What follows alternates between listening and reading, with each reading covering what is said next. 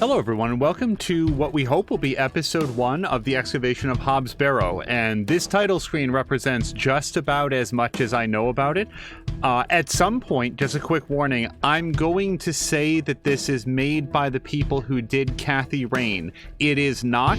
As far as I know, they have no developers in common. This game was made by a company called Cloak and Dagger Games. I'm not sure if I've played something from them before, but it was published by Wadjet Eye Games, which is the same company that did Unavowed. Just because they're in a similar genre, I will at some point slip up and reference Cathy Rain. I don't know. I'll just let you know in advance that's not correct. That's just a different developer. I enjoyed Cathy Rain quite a good deal, had a lot to say about it at the end, but we're not going to be talking specifically about plot details in either Cathy Rain or Unavowed, because to the best of my knowledge, this is an unrelated franchise and property. With that, as with any new game, there might be technical or audio issues that I'm not sure to look for yet, so do please let us know. And a special early hello to Maxine, who says, of course, he goes live just as I lay down in my bed. Well, Maxine, this may be a very story-heavy game that will, aside from the disruption that comes up, help to lull you off to sleep. And hello to Scaly One. Scaly One, I hope you're also having a good, hopefully, close out to your Sunday. With that said, let's begin. And we may get a lot of story here, so apologies in advance if I do not respond to anybody else that comes in. We will catch up on the other side of the intro. Or continue playing right now. So far it's click to move, no surprises. I'm gonna see if it's click and hold to move. It is not. Hold on. Nope, no, she will stop. We do not get Diablo-style controls. Ah, Miss Bateman. Welcome back to Ticehurst House. It's been quite some time.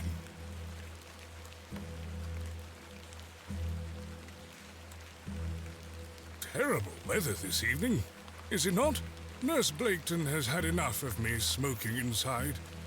Makes her cough, you see. A bit of rain won't kill me, will it? You mustn't be interested in me nattering on. Give my regards to your father. Nurse Blaketon is preparing his supper.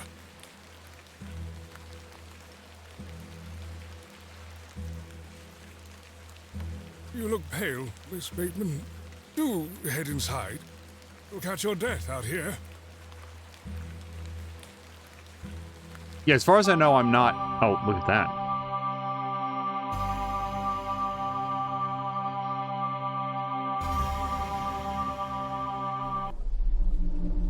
And hello to Patika and everybody who just raided over. You're catching the opening moments of the game, so I'm not sure that I'll have very much... Dearest mother. ...opportunity to say anything.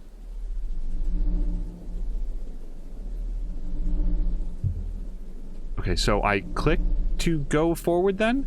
Hello to Patika and Maxine, Artist2B, Moo, and everybody else who might have just come in. I hope this letter will reach you.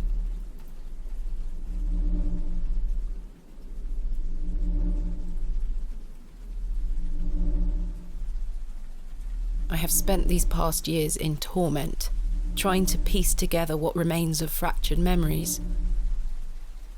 What I am about to recount to you will seem beyond comprehension, but I beg for your patience.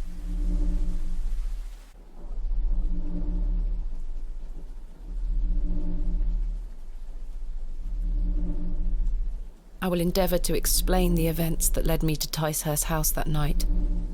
As far as I can recall, this whole wretched story started with the receipt of a letter from a Mr. Leonard Shoulder.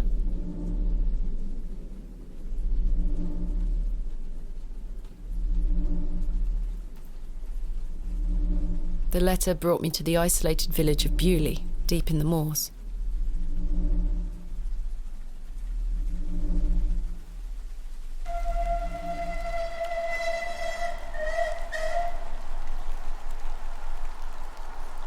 No station master in sight. I hope the village isn't too far away. I can't recall our exact meeting place. Mr. Shoulder mentioned it in his letter. Oh, here we go. And hello to Haseo as well. Patikan says, appreciate the lurks. Hope the art goes well. Yeah, Patikan, I was also lurking in your Power Wash Simulator stream. It was a lot of fun. Artist2B says, hello. Oh, was saying to Patikan, hello, friend. I was lurking while you were arting. Okay, so let's read. Left click to walk and interact. I'm glad that they pointed that out. Right click to examine. To access the inventory screen and menu, move your mouse cursor to the top of the screen. Left click on an inventory item to select it. Right click to examine. Once an inventory item is selected, you can right click to deselect. Okay, that's odd because you also right click to examine it. You can double click on an exit to teleport directly to it. The game will occasionally autosave. You can also save anytime via the menu. And then we've got M for map when available, and quick save and quick load. Spacebar, hold, show interactable hotspots. Awesome. I love games that do that. Okay, so we can go like that. That's very helpful. All right, so let's look at the letter. Hold on, right click. Okay, so if you pick it up, right click is to put it down back into your inventory, and then right click, just regular, is to look at it. Dear Ms. Bateman, I write this letter in the hope of piquing your curiosity. I read about your expertise in barrows, and if I understand correctly, you are writing a book on them and the treasures they contain. I live in the village of Bewlay, where a most special barrow can be found on the outskirts. It is rectangular in form and is certainly tall enough to stand up in. The place is steeped in local legend, and there is rumor of secrets to be found deep within. I hope you will not misunderstand me and find this letter intrusive. If you wish to visit Bewlay and excavate the barrow, I will be pleased to be your guide. Please send your responses to the Plow and Furrow Inn, Bewlay. I shall wait your letter. Did you Bewlay? Bewlay? Yours respectfully, Mr. Leonard Shoulder. Okay, this is a second letter or a new page? And there's a person down here, by the way. Marvelous news. I shall meet you at 8 o'clock in the evening on the 14th of this new month at the Plow and Furrow Inn, Bewlay. The inn has fine rooms which you will find adequate for your short stay. When we meet, I shall tell you more of the circumstances surrounding the site, which is referred to locally as Hob's Barrow. It is not located on my own land, but we will have no issue gaining permission to excavate. I wish you a safe journey. Man, I'd really like to have that permission to excavate in writing before I came all the way out. Oh, and Maxine was very excited about the train. I must make my way to the Plow and Furrow Inn. Okay, can I talk to woman? Excuse me? Yes? I'm looking for the Plow and Furrow Inn. Do you know where I can find it? Ah, young lady. Leave the station and follow the dry stone wall for around half a mile. You'll come to Bewlay. Go straight ahead and you'll find the market square. The inn is t'other side at square. Thank you very much. Oh, I like both of their voices a lot. What can you tell me about Bewlay? Well, it used to be a thriving village. Not so much now. I don't spend much time there these days. Are you local? Ah, yes, a local I am. But I don't live in the village. Where are you travelling to today?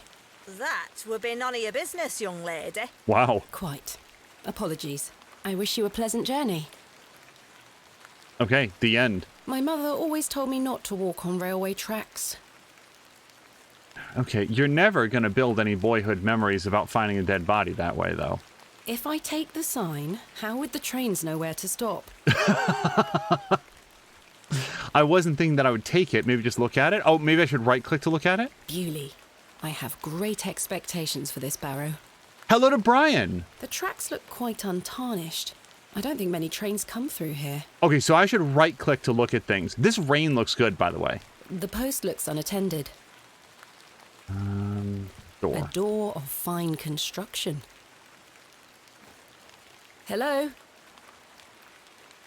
Hello? Hello? Okay, I didn't know if we might get something else. So, there's an exit, but if we were to leave the station, wouldn't it be this way? Do you not walk along the tracks? Oh, no, that wouldn't make very, very much sense, because if Bewlay was back that way, then they would have stopped the train earlier, or later. What brings you to Bewlay? Well, that's none of your business, I madam. beg your pardon? What brings you to Bewlay, miss? She looks superstitious instead of suspicious. I don't know why. So maybe it's just me. I don't know what a barrow is in this particular context that you would go ahead and excavate it. Is it like a burial site? Maybe this is just me being very ignorant. So I'm just going to tell the truth, because maybe I will learn something. I'm here to visit a local landmark, Hob's Barrow. Hob's Barrow? Well, I can't say I've heard of it. For what reason? I wish to excavate it. Grave robber, are you? Not at all. I merely have an interest in antiquities. Not much to be found in Bewlay, if you ask me. You're better off waiting for the next train back to the city. I'll take my chances. Can't say I didn't warn you. If one of the options That was odd. had been, it's none of your business, I think I would have said that. Because if, what's good for the goose is good for the gander, lady. Like, you don't want to talk to me, I don't have to talk to you. Oh, and hello to Silent Chrome Hickey as well. Also, Maxine is turning in. She was just about to go to sleep. Maxine, have a great night. And thank you for the lurk. Hold on, let me look to see what's interactable. Okay, not a problem.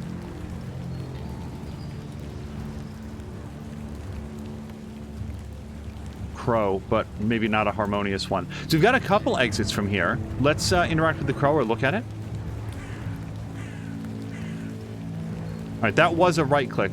Do I want to go around knocking on random doors? I'm not sure. The old woman told me to go straight ahead to get to the inn. I'll have time to explore tomorrow. Okay, fair enough. Expect to see a lot of that hold down the space bar, because I like knowing what I can, look at. The anvil looks heavy. The bucket has seen better days. Perhaps this belongs to a merchant. A finely made horseshoe. The blacksmith must also be a farrier. Barrier. Okay, that's another word that I don't know that I'm very familiar with. A simple broom. Like Jody K is going to come around and immediately know what a farrier is. So apparently I'm supposed to go straight. Oh, this is still straight ahead. I can't take the sign, nor do I want to. Sorry, that's a left click. The sign is in a shabby state, but the shop appears to be a cobbler's. Quite an ornate construction. This was created with pride and care. A local dwelling.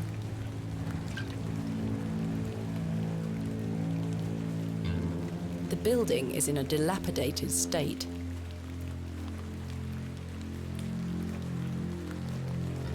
Oh, there's the sign.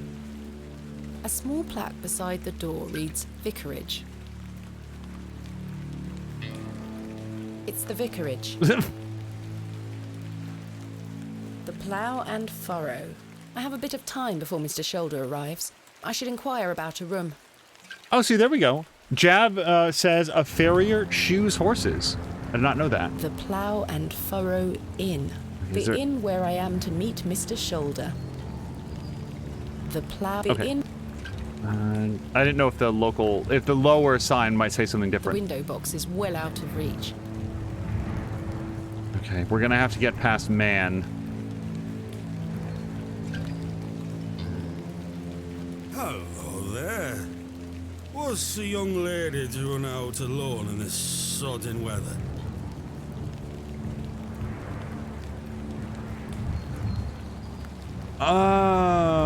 Okay.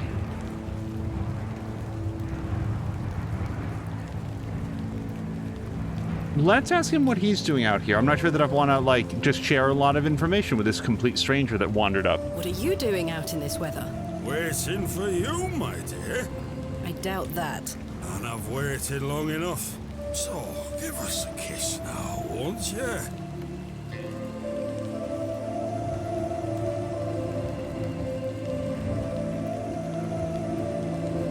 No.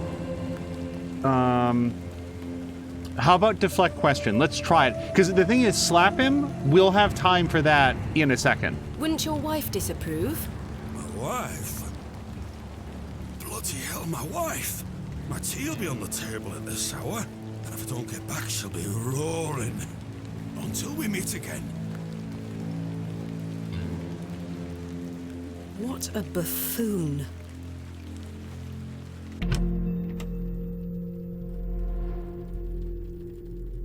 I should speak to the innkeeper about a room. Yeah, slapping some random drunk guy who's inebriated enough to be just approaching some random person walking up to the inn feels a bit risky.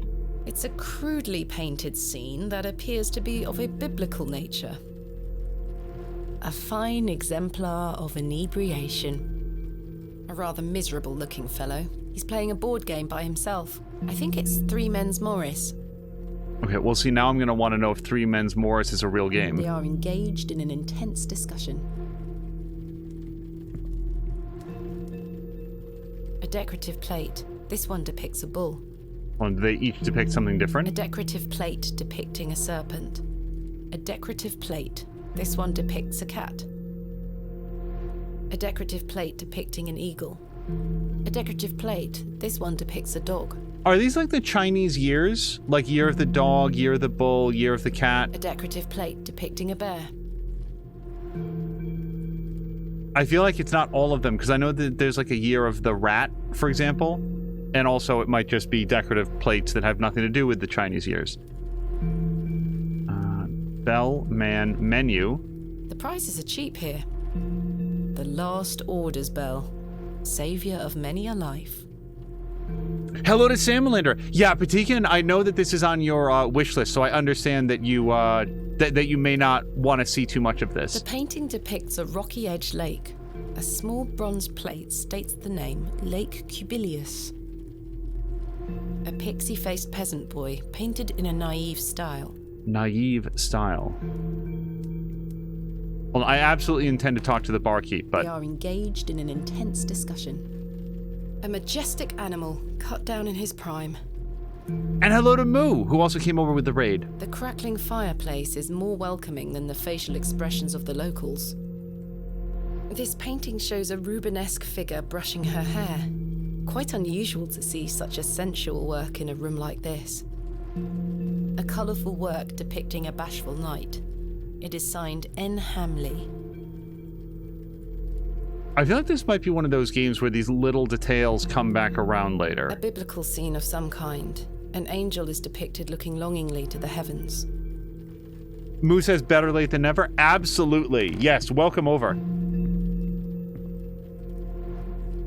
Good afternoon. Good afternoon, lass. How can I help you? Let's ask about the person that we're here to meet. Do you know a man named Leonard Shoulder?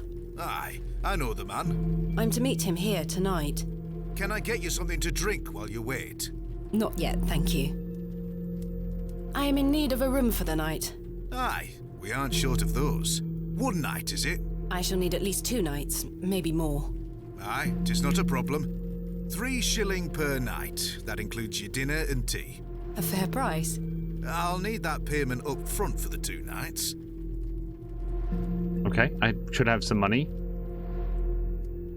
This is payment for the room. Thank you. Can I ask for your name, lass? Thomasina Bateman. And will Mr. Bateman be staying with us tonight? No, I am not wed.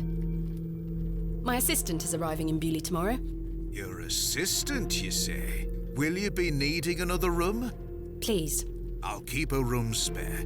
It's not quite as nice as yours, I'm afraid. Not a problem, sir. I'm sure it will be adequate. Kenneth is a man of inexpensive taste. Here's your key. Just go through the door to the right of the bar, then up the stairs. Room number 2. Thank you. Can I help you with your luggage? No, thank you, sir. I can manage. I should go upstairs and freshen up before Mr. Shoulder arrives. I really like her voice. Before I do, though, like, there's other doors here. Oh, WC, this will be the I bathroom, do yeah? not need to use the lavatory. Water closet. I think we've looked at everything in here.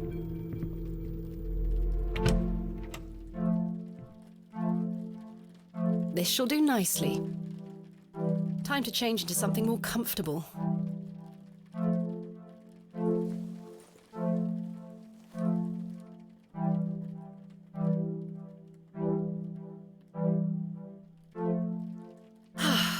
Much better. I don't wish to take it. Oh gosh, that's gonna keep A happening. decorative plate depicting a goat. The wardrobe looks old, perhaps 100 years or more in age. I'm trying to remember the different animals of like the Chinese New Year's, and I'm probably not using the right phrase there, but so far the animals seem familiar, and I could be completely off on that. A jug of water for drinking or washing. So this is a rhetorical question for me. I'm trying to work out like when this is 1700s, but that seems too early for the train that we were on. So maybe early 1800s? An empty bowl has been provided for washing. A sturdy looking thing, useful to many a weary traveller. I'm not sure that early would be accurate though. Oh gosh, there's lots of stuff over here. My evening light shall be provided by this solitary candlestick. I mean, like, no electricity from what we can see. Ah, complementary matches. Useful. Similar thing, maybe 1850s. A decrepit set of drawers. Okay, now can I open the drawers, or am I going to try to take them? Jammed shut. The wood must have warped over the years. Okay, let's see if we can open up the chest. I've stored my case in there. A box within a box. No doubt the mattress is stuffed with itchy straw. Wardrobe painting. A painting of surprising quality. It portrays a rocky outcrop overlooking a vast moor, perhaps a local landmark. I've hung my dress inside. Aside from that, the wardrobe is empty. Okay, is that everything? Yep, as far as I can see. So did we actually get a key? Okay, so here's our room key. We still got some money and a handkerchief. Can I look at this? A gift from my mother. It bears my initials, TB. Oh, and we've got a to-do button here, too. Meet Mr. Shoulder to discuss Hobbs Barrow. Wait for Mr. Shoulder to arrive. I've been invited to Bewlay by Mr. Leonard Shoulder. He proposed an excavation of Hobbs Barrow, a local burial mound. I am, like, not familiar with this concept of a... I saw a movie about, like, a burial mound, and that's pretty much the first time that I was, like, made aware of this as a cultural phenomenon. It's something that I know very little about.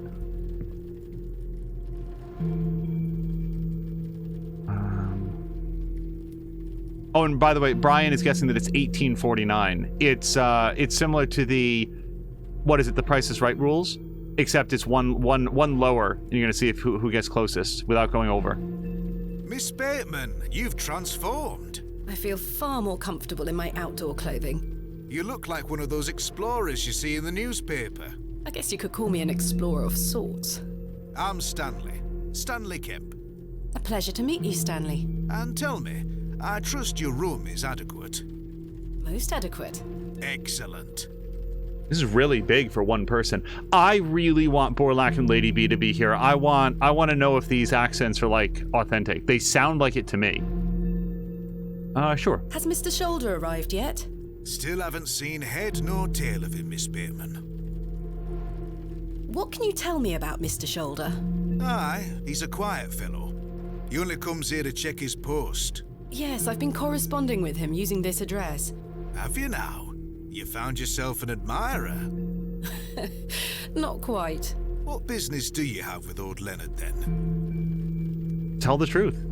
Look, if this is going to go wrong, then I think it should go wrong because we were open and communicative with people rather than keeping secrets from people that we have no reason to mistrust. Well, if you must know, I am what some people call a barrow digger.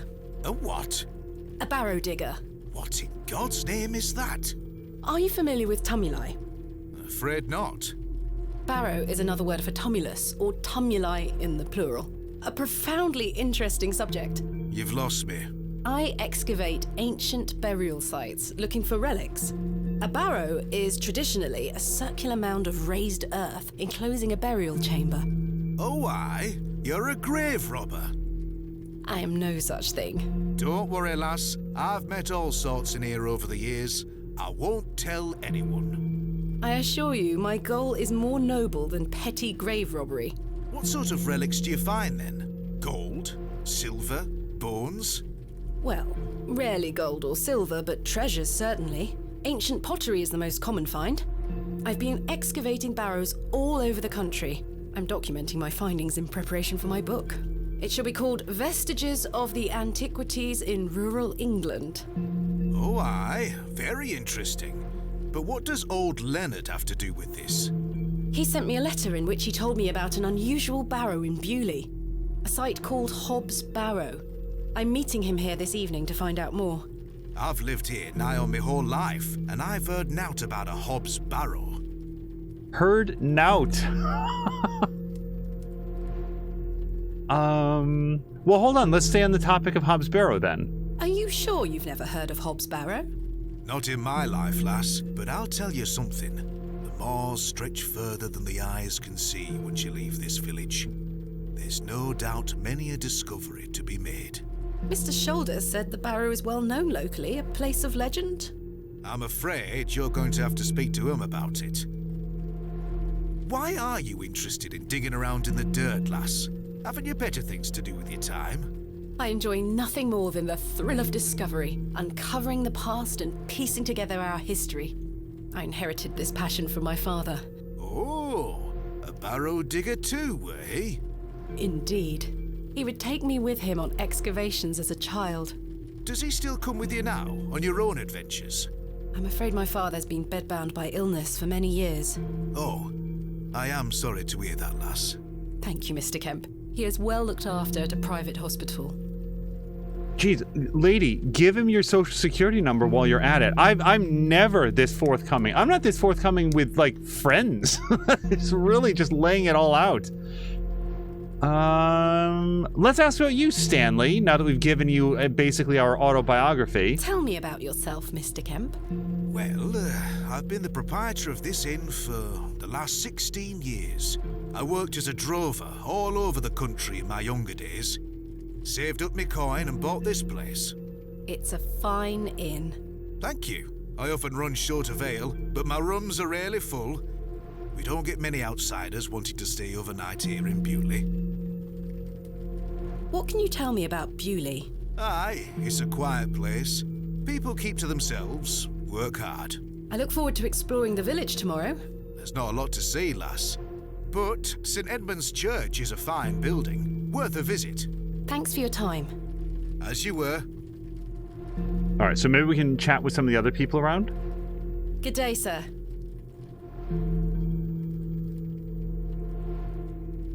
Good day, sir. Okay. This may not be the sort of game where you get different results by clicking on things. Let me just try it a third time. Good day, sir. No, he is not interested in having a chat. Good afternoon, sir. Note for you here. I beg your pardon? I said there's note for you here, lass. Be on your way. Sir, can I get you a lozenge? Hello, sir. What? I'm waiting here for a man named Leonard Shoulder. Do you know him? I don't. Do you, love?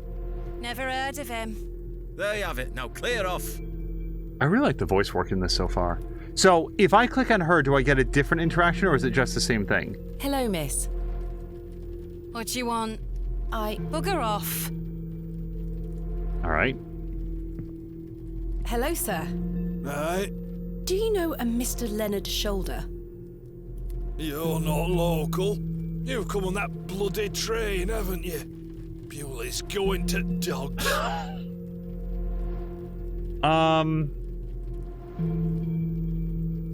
Let's try. Clearly, this man is not interested in social niceties, but we are. My name is Thomasina Bateman, and you are... None of your business, lass. Where's your husband? None of your business, sir. Thank you. You're brave coming in here, all on your own. I'm a grown woman. I'm Cyril. It's a pleasure to make your acquaintance, Cyril. I'm actually pulling out my little notepad. I kept a notepad for Kathy Rain so that I would be able to, like, take notes about things. I'm going to start, like, jotting some notes here. Do you know Mr. Shoulder? That'd be none of your business, lass. I don't come to your city poking around asking questions, do I? Man just wants to enjoy his ale in peace. Sir, if you did, I might be helpful and friendly, not an old crotchety jerk. I take it you are not enamored with the railway station. Bewlay's gonna be swarming with outsiders, like you. We don't want you coming here. It's as simple as that, lass. Why not? This is our town, our land. I assure you I am not here to cause trouble. We'll see about that, won't we? Bye for now. Oh, shit. Ta-ra, lass. Hold on. Mr. Shoulder should really be here by now. I'll sit down and wait. No, I didn't get to ask him about Bewlay. I'm sure that would have been the topic that would have made us friends. Where on earth is he? What a waste of time this is turning out to be. Also, I like the fact that I managed to misclick on text that is Not you again. like 40 I points. just wanted to apologise for earlier. I got home, had my tea, but it gave me an aching belly. How so? I felt bad for how I spoke to you. I'm sorry. The drink gets a hold of me sometimes. Let's start again, shall we? My name is Arthur Tillett. Thomasina Bateman.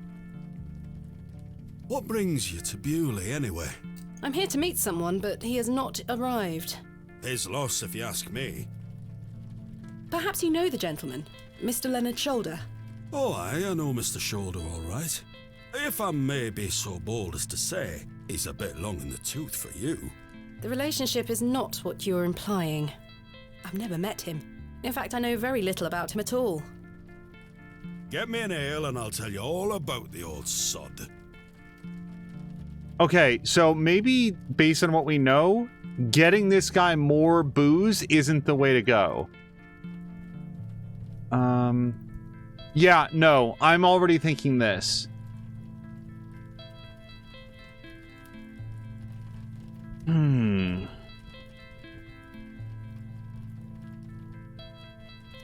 I'm gonna go with this. This was my first instinct. I really don't think you need another. I really don't think you need another.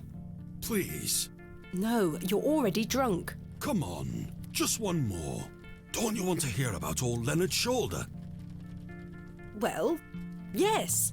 Wet my whistle and I'll tell you everything there is to know. You drive a hard bargain, Mr. Tillett. As you wish. Thank you very much, Miss Bateman.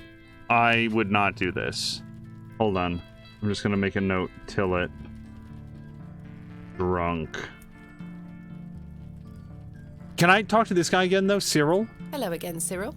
Oh, aye. What can you tell me about Bewlay? We're a proud community. I've lived here my whole life. Not much here to interest folks like you. Folks like me. Aye. Bye for now. Ta-ra, lass.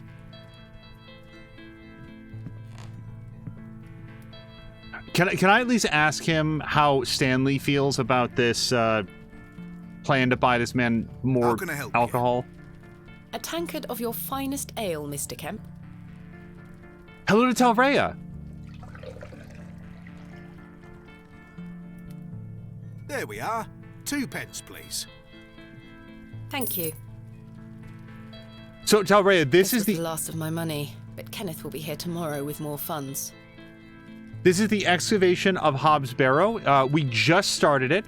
This is Thomasina Bateman, and she's come to a rural village called Bewlay to look into a burial mound called Hob's Barrow. And that's about as... And then...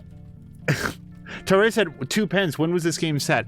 Based on the lack of electricity, we're thinking mid-1800s. It's got steam-powered trains, but no electricity from what we've seen, at least not out here in the rurals. Hold on, can I look at the tankard? A tankard of warm ale. I prefer a glass of Portuguese port wine myself. All right, and then we got the letter. Okay. So I probably use the ale on the man. Please, Miss Bateman, an ale to wet me whistle. All And right. I'll tell you all about old Leonard. Seems super trustworthy, too. Here you are, Arthur. Thanking you. Oh, that hits the spot, that does, lass. Now then. Old Len. Leonard Shoulder.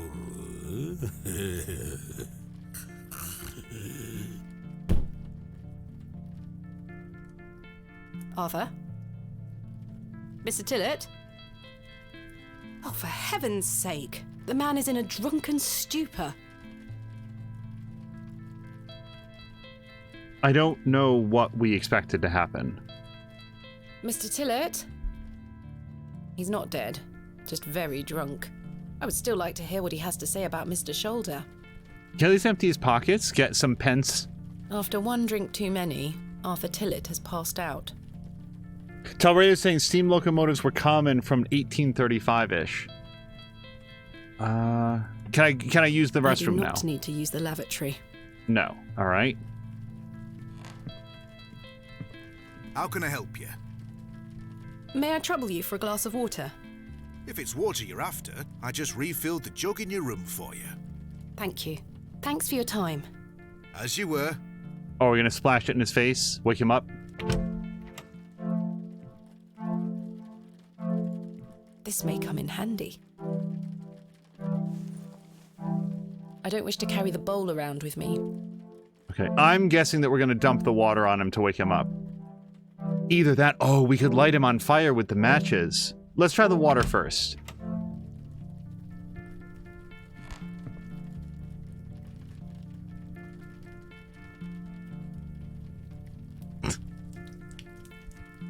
She looks directly into the camera first. What the hell was that for?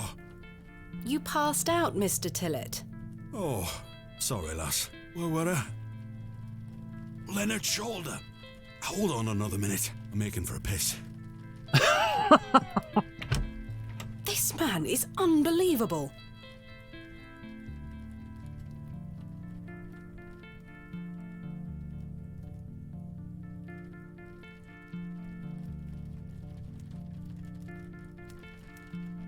It feels like an hour has passed. Perhaps I should go in there and check on him. I mean, at least knock. Miss Bateman? My apologies. The ladies are closed due to faulty plumbing. You'll have to use the gents. Lovely. Mr. Tillett? This sounds like a perfectly normal sound that you would have in a bathroom. The mirror is coated in a thick layer of grime. These look modern. I'm surprised. These look modern. I'm surprised. Moo approves of doing the, wash basin. There's no fresh water in there. Yeah, like Talrea, this is what we're talking about. Like, there's no sinks, there's limited indoor plumbing. It's like jugs of water and bowls.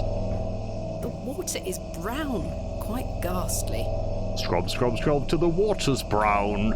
Time is a ruler that measures the day. It doesn't go backwards, only one way. Mr. Tillett, are you in there?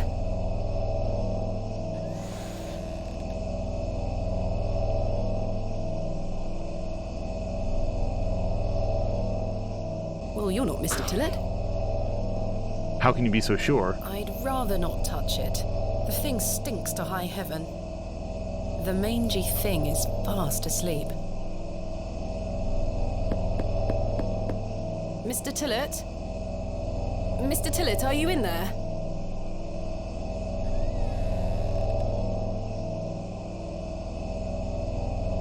No. Okay.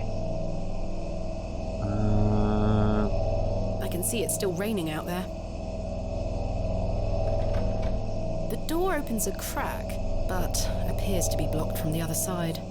Oh, so we've seen... Well, he could have left and then blocked the door. I think I can hear someone moving around. Mr. Tillett? Arthur, are you out there? Judging from the draft coming from below, this door must lead outside. I should investigate further.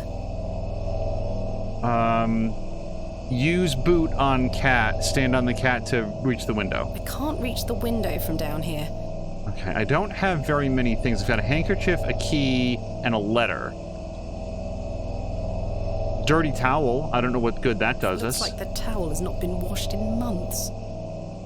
The water looks highly questionable. I ought to keep my hands out of it. The jug is empty. I would rather not get any closer. The smell of urine is nauseating.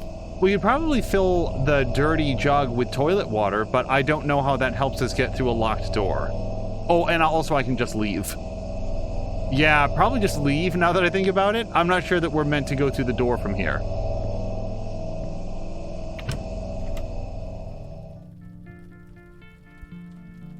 Also, Telray is saying those urinals were not patented until 1866. I don't know how you know that, but that's in line with our timeline. How can I help you? There's a door to the outside in the gents' lavatories. Why is it bolted? That door doesn't even have a lock. So you didn't block the door? I don't know what you're talking about. Have you seen Arthur Tillett? I thought he were with you. He went to the lavatory and has not returned. That sounds like Arthur Tillett. Don't worry, lass. He'll be back. Thanks for your time. As you were. It does seem odd. We're going to see if we can go around to the back. Oh, I really like the style here. Okay, window box we already looked at. Sign, plaque. These flowers look pretty. Someone must take good care of them.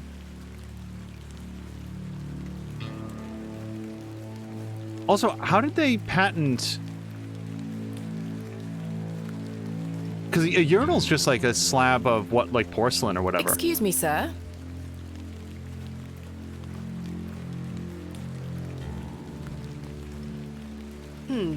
Someone has wedged the door shut. Mr. Tillett. Why would he have done that?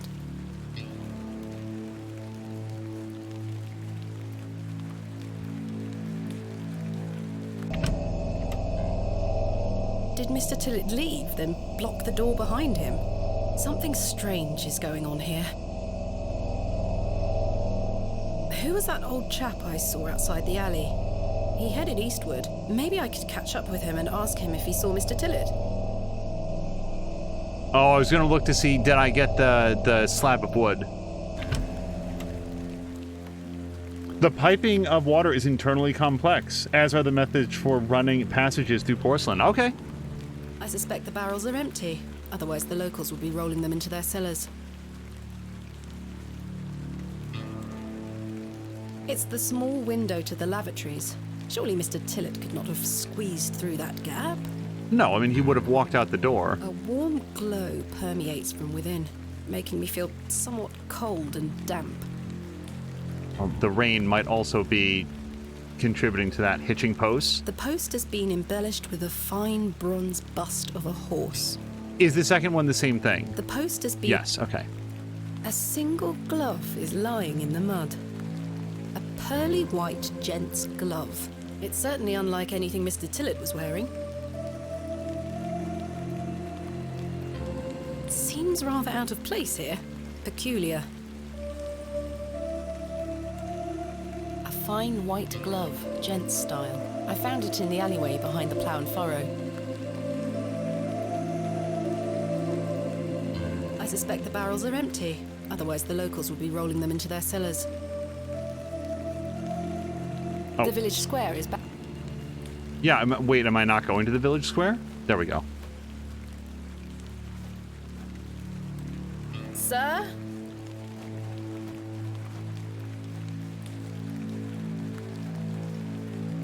Watch this just straight up become Resident Evil 4. The old man has disappeared into the darkness. I'd best turn back to the inn.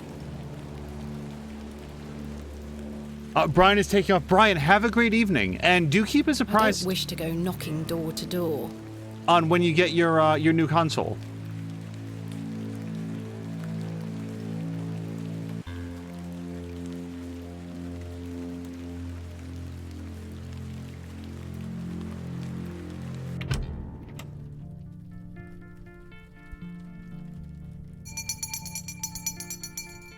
Last orders. I should get some sleep. Finding the missing men of Bewlay shall have to wait for tomorrow. I can't think of anything else to talk about right now. Of course. Good evening, sir. When the cursor goes away, like, she's basically waiting for a response that does not come. Yeah, everybody's in bed. Let's just go see Inn if is closing soon. And no Mr. Shoulder. I should get some sleep and find him tomorrow. Okay, I was gonna see if the cat was still there, but... Kenneth will be arriving tomorrow at midday. I should get some sleep. I mean, is there any... Let me click on this. I don't know. Is there anything else we would want to do? To warm oneself. I came inside because I cannot think of a single thing that we'd want to go, like, wander around in the dark to do, but we could always head out to see. It's closing soon. I should get some... No, okay. Yeah, it's time to go to bed. I think that's our, are you sure you want to end the day? I feel pretty good about it. Yeah. Kenneth will be arriving. Yes, I must get some sleep. I shall track down Mr. Shoulder tomorrow. Torres. Oh, hold on. Yes? Off to bed? Yes. I'm afraid Mr. Shoulder's let me down. The rotter. Perhaps he will make himself known tomorrow.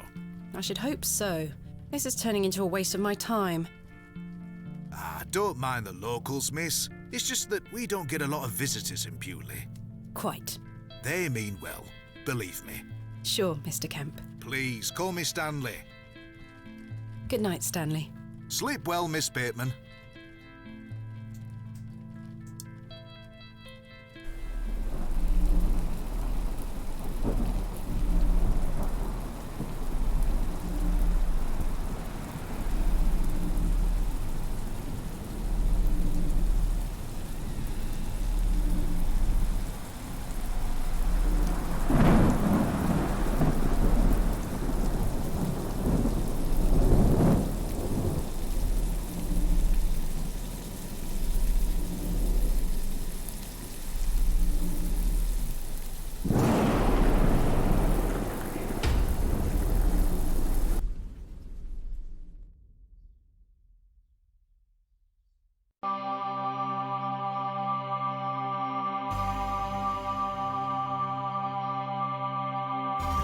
Hello to Jody K.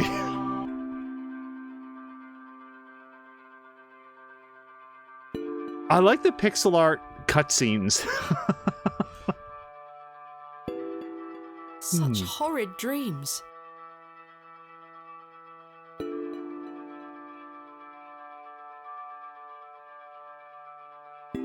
If it weren't for the fact that she specified that the cat smelled like sewage, that otherwise would have been Bolted from the inside, charming. just as I left it last night. As I suspected, I must have dreamt of that wretched-looking cat. I must say I'm relieved. Right then. Let's see if I can track down the elusive Leonard Shoulder. I'm rather anxious to get to this Barrow. I also wonder what happened to Mr. Tillett. So, Jody K, this is near the beginning of the Excavation of Hob's Barrow. As you can see, it's sort of a pixel art adventure game with some pretty good voice acting. And also, Telray is saying, if Stanley told you a story, then this would be a Stanley I parable. don't wish to carry the bowl around with me. Stanley's the only, like, non-jerk in this game. Well, I don't know if that's true. He's the only one who's not standoffish. I've hung my dress inside. Aside from that, the wardrobe. Okay. I've stored my book. Okay, so nothing's different in here, and that's fine. Sometimes when it's a new day, you want to, like, look around. Can I grab the matches just in case? Ah, complimentary matches. Useful. Okay, we did take There's the only matches. one match left, though. That candle didn't last long. Okay, that is... Well, I guess we can see... There's no reason to think the drawers are unstuck, but... Jammed shut. Okay.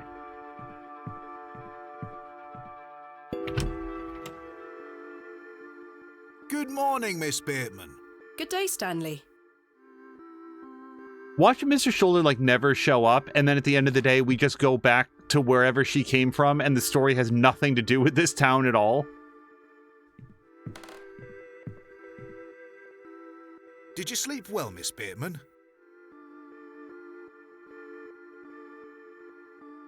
So far I've told the truth under every circumstance, and I don't think it's impolite to say I had a bad dream about a cat. That's not his fault. Not really. I have the rather queer recollection of a cat entering my room last night.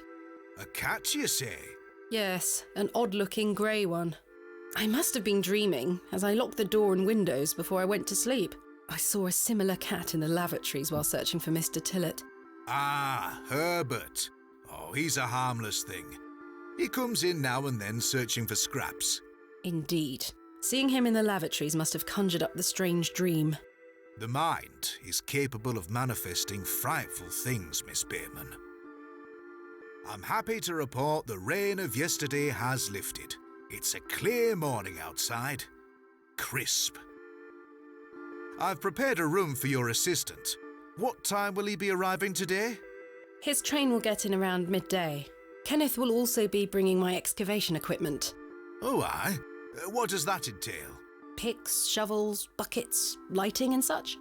He usually packs it in a large crate. Come to think of it, I'll need somewhere to store it. You're welcome to use the alley behind the inn for any such bulky items.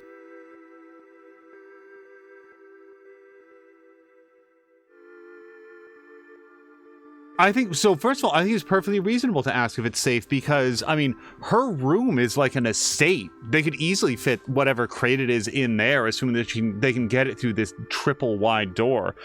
Jody Kay is saying this is just like the ones that she played in the 90s. I was expecting the eyes on the portrait next to the door to follow you. Oh, there's definitely like some creepiness happening, but yeah, I would say that this shares my, there's a higher level of production value relative to the ones that I played in the early 90s.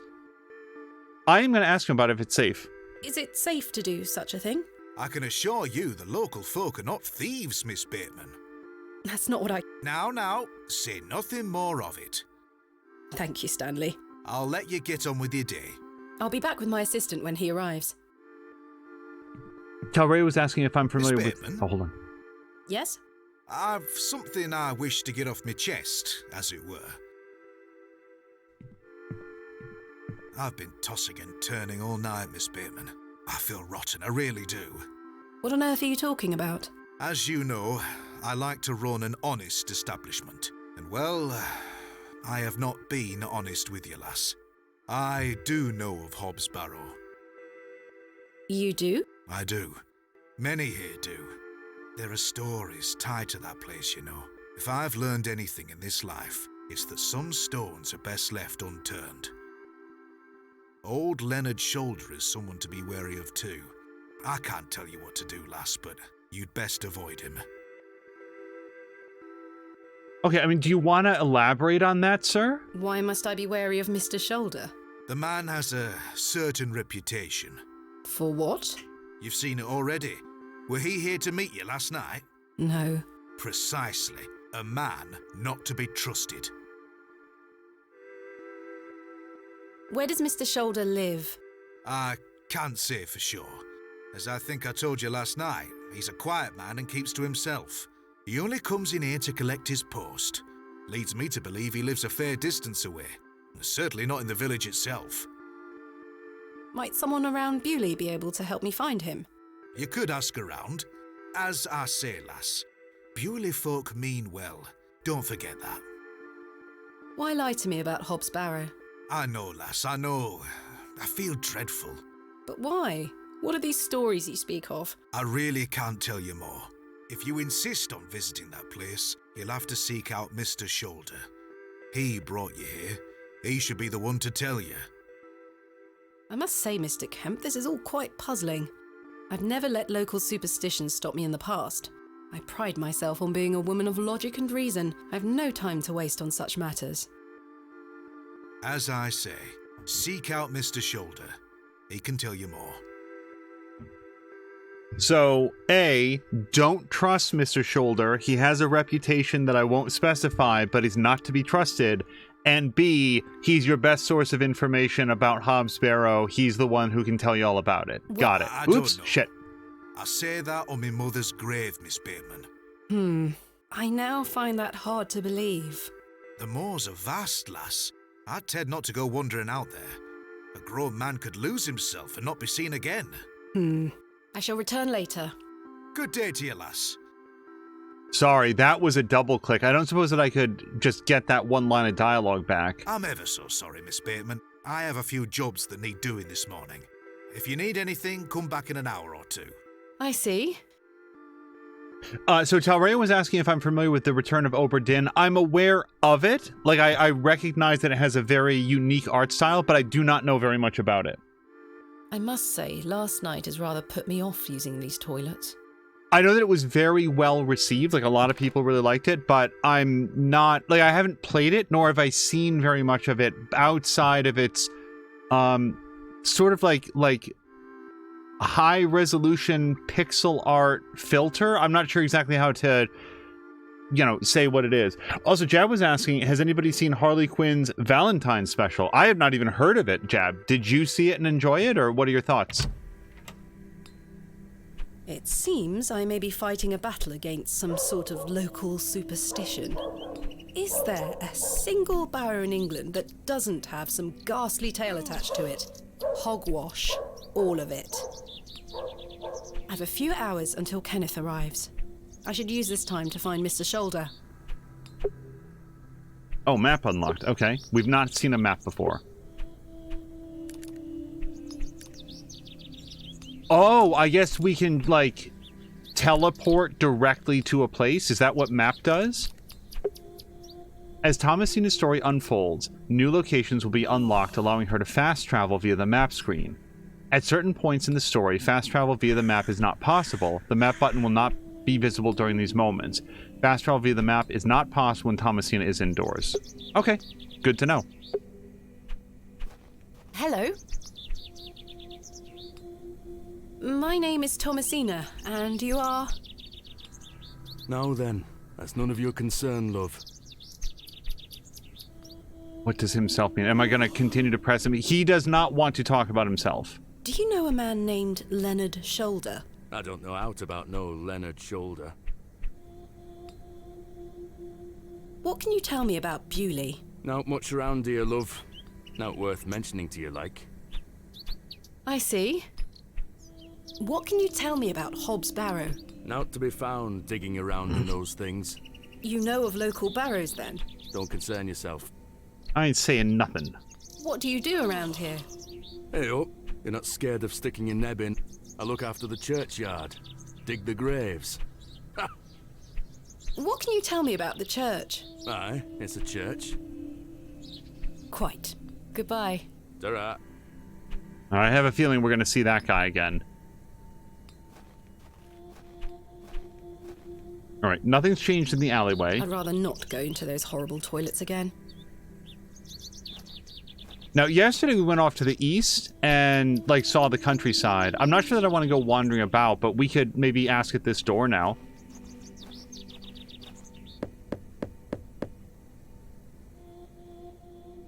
Nobody home. Talray was saying in Obra Dinn, the cutscene and items are far higher res, and even the text is higher res. So I imagine that this and all the animations and stuff are very deliberately meant to evoke the same thing that Jody K was saying about the feeling of playing those old games from the early 90s. Hello. Yes? My name is Thomasina. What's yours? Douglas? It's a pleasure to meet you, Douglas.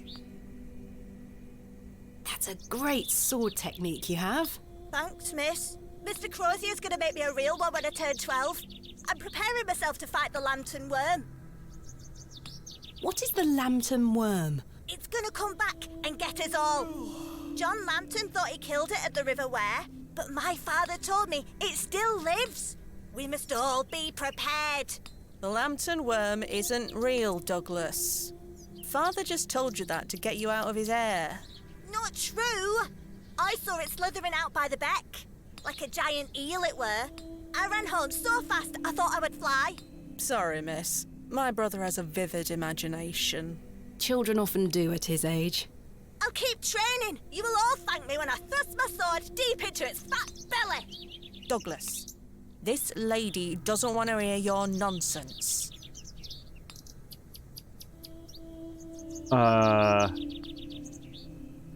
Let's open light, ask him about the town. Do you like living in Bewlay? Yeah, I do. Are you from the city? I'm from a long way away. You must have come on the train. I love watching all the steam puff up into the sky. Have you been on the train yourself? No, miss. Our parents don't have the money for train tickets.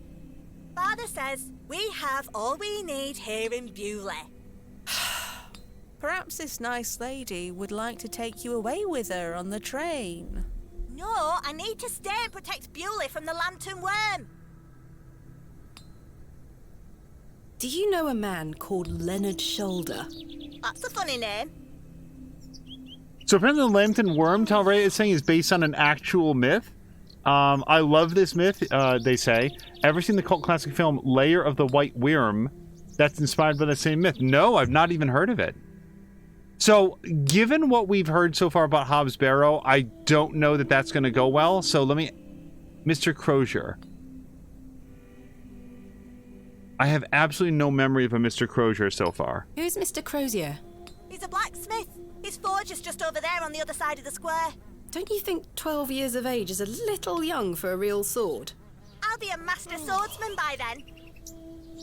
Okay, that's why we haven't met Mr. Crozier yet. Have you heard of Hob's Barrow? What's that? A local burial mound. Our parents don't let us wander far from the village. What's a burial mound? Don't you mind about that, Douglas. Goodbye. Goodbye, miss. Okay, can I have a separate conversation with the sister? Good day. Hello, miss. My name is Thomasina. What's yours? Betty. Nice to meet you, Betty.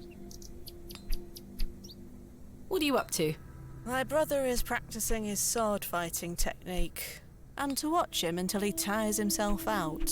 I'm tireless. This time last month it were all about his teaspoon collection. This month it's swords. I don't understand how he's going to kill the worm with a teaspoon collection. But he does have a very vivid imagination. Do you know a man named Leonard Shoulder? No. Are you sure? Yes. What do you know of Hob's Barrow? Our parents don't like us talking to strangers, miss. So you know of it? No. Are you sure? Yes.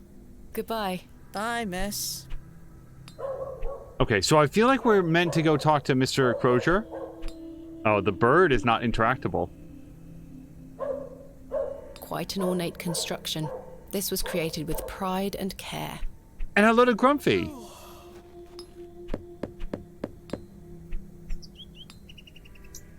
I don't think anyone is home. Do we know what the plaque A said? small plaque beside the door reads Vicarage. Right, and I realized that I don't know what vicarage is. The sign is in a shabby state. Cobblers.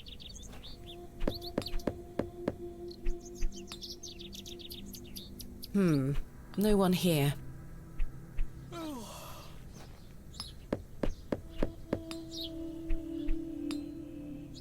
I don't think anyone is home. Jody K is saying, I haven't heard the name Thomasina in a long time. Good day. Yes? Mr. Crozier, I presume. Aye, George Crozier, at your service. So if we had walked past without talking to the kids, would this have been a different intro? Because that would be cool. My name is Thomasina. Aye, can I help you? Do you know a man by the name of Leonard Shoulder? Oh, aye, old Leonard. Have you seen him recently? No, not recently. Do you know where he lives? Why all these questions, lass? I need to speak with him. He invited me to Bewlay. Oh, he'll turn up. I've seen him in the plough and furrow from time to time. But do you know where he lives? I need to find him. I believe he lives somewhere out on the moors. Can't tell you out more than that. Thank you, Mr. Crozier. Are you a Bewlay native, Mr. Crozier? Aye, born and bred. That's where my father's forge before mine. How is business faring? I do an honest trade. There'll always be horses needing shoes and farmers needing tools. You let me know if you need out made or mended. I'll do you a fair price. Thank you, Mr. Crozier. All right, so like this might come up later that we have to have something metal like smithed or something. Do you know of a local landmark named Hob's Barrow? There's a fair many barrows found out on the moors, lass. Too many to put a name to. Not a soul in Bewlay pays them any mind. What can you tell me about Bewlay? We don't get many visitors here, outside of market days. But there's plenty of work for the village blacksmith. Where are you from, then? I arrived yesterday on the train from London, by way of Derby. Oh, aye. I've heard about London. What have you heard? Plenty of factories there. Yes, indeed. The city is always changing and moving forward. Too busy for me, though, lass. I prefer a quieter pace. Aye. I like the smoke coming out of the chimney, by the way. When do market days run in Bewlay? Once or twice a month. The next one is tomorrow. How delightful. Unless your vice is cabbages, there'll be naught to interest a young lady. I don't mind a cabbage. Then you're in luck. Thanks for your time. Aye. Speak to you later. Also, so Talray is saying the vicarage is basically the home of the victor. It's it's church property. So basically where, like... Now, is the vicar like a priest, you said? Like, is it the same... A fantastic specimen. Wait, specimen of what? Oh, a fossil. Alas, it is not mine to take. All right, what else do we have over here? Lantern. I have one just like this. Broom. We already looked at the broom earlier. A simple broom. Okay.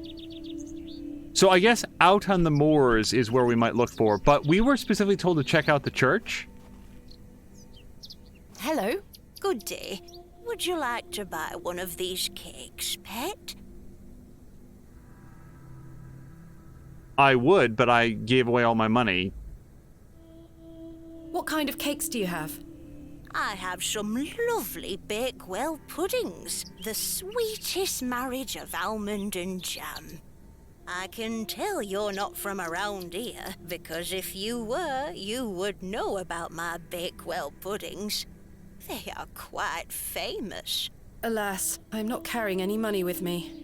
That's unfortunate, pet. I'm sorry, I can't give them away for free. The money goes to the church, you see, and one cannot shirk one's duty to the church. I understand. My name is Thomasina. What's yours? Mrs. de Plancy. A pleasure to meet you, Mrs. de Plancy. Likewise, pet. Tell me about yourself, Mrs. de Plancy. About me? What would you possibly want to know about me? I've been attending St. Edmund's Church my whole life. I always want to help where I can, so I sell my baked goods, and all the proceeds go to its upkeep. This place means so much to me. What can you tell me about St. Edmund's Church? Isn't it the finest building? It's been standing here since the 12th century. The box pews in the nave are very fine and date back to the 17th century. The door is open if you'd like to worship. Thank you, Mrs. de Plancy. Your cakes look delicious. I can assure you they are. You'll not find better in the entire county. And hello to Foxcloud, who says that her voice makes me want to buy 3. I really like the voice work in this so far. Do you know a local man called Leonard Shoulder? Yes, I know Leonard. What business do you have with him? It's a long story, but I'm trying to find where he lives. I'm afraid I don't know, dear. Father Roach has access to the parish register. He might be able to help you.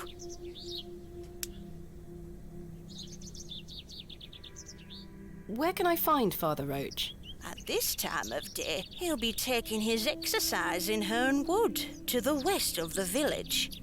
Thank you. I'll go find him. Be sure to listen out for his merry whistling. Such a jolly man.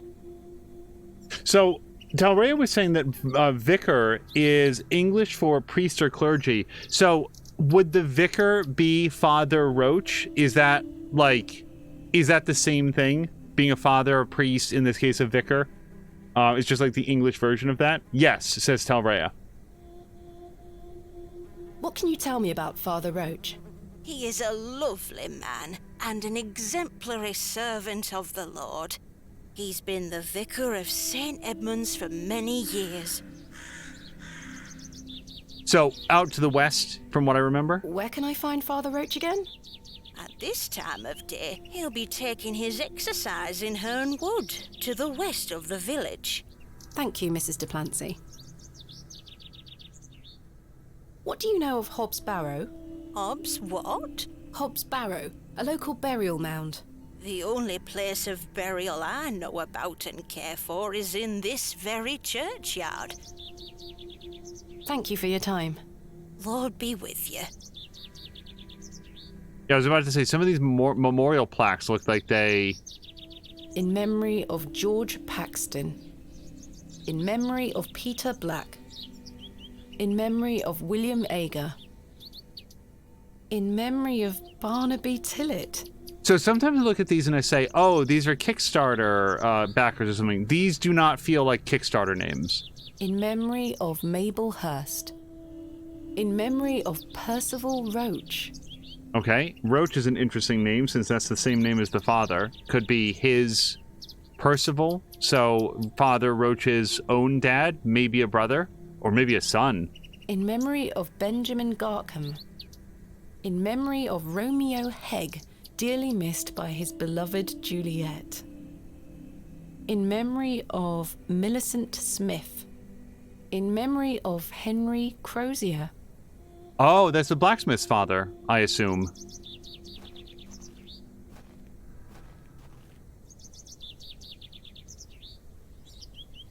Here lies Margaret Tillett, beloved mother, wife, and sister. Today she dances with angels. John Purchase, dearly beloved husband of Florence. Forever in light, Anne Kemp. So Stanley Kemp is the barkeep. That could be his mom or his wife, for all we know. Joseph Davis. Joseph. Okay. Samuel Bryden. Death is only a shadow across the path to heaven. Here lies Elizabeth Farnaby. I like the name Farnaby. This appears to be a recently dug, unmarked grave. William Paxton. Modest and gentle of heart. Okay, so going up that way doesn't feel like it goes anywhere that we want to visit just yet.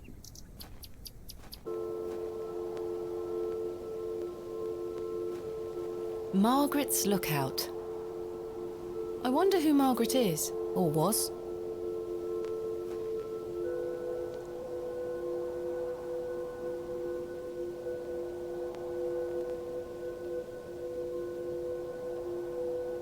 Yep, that sure is a big field. Okay, so you can left click out of it. Oh, I honestly didn't expect that to go further.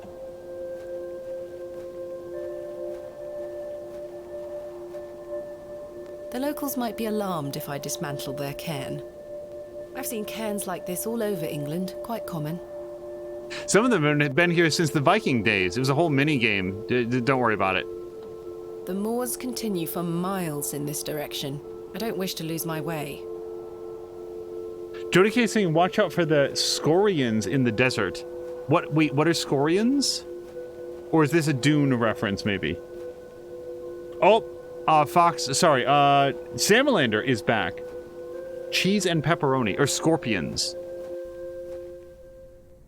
Okay, so apparently the father is our best bet on finding Leonard Shoulder, because hold on. A trowel. Excuse me, do you think anyone would mind if I borrowed this trowel? You help yourself, dear. Father Roach won't mind lending it. Just be sure to put it back when you're finished. Of course, thank you. It is more blessed to give than to receive. Okay, you give me some of those puddings then. Hold on, I have a new use for our trowel. This will make me popular around town. I may be a barrow digger, but I am no grave robber. Oh. The trusty trowel, the Barrow digger's best friend. This one has seen better days. Jab is saying, Church of England, a person acting as priest of a parish in place of a rector, or as representative of a religious community to which tithes belong. I don't... Oh, she did say the door was open. The priest of a parish in which the tithes were formerly transferred to a religious house, chapter, or layperson, the priest receiving only the smaller tithes or a salary. And that apparently means something different in the Protestant Episcopal Church. Goodness me, look at these box pews. I've never seen any as tall as that before. Most unusual architecture, even for the Normans. Is that a necklace? Someone has left a necklace hanging here. A silver cross. Sterling by the look of it. Maybe I can reunite it with its owner. Okay. Let's see if we can ask the lady out front what she knows about it. Those have seen better days.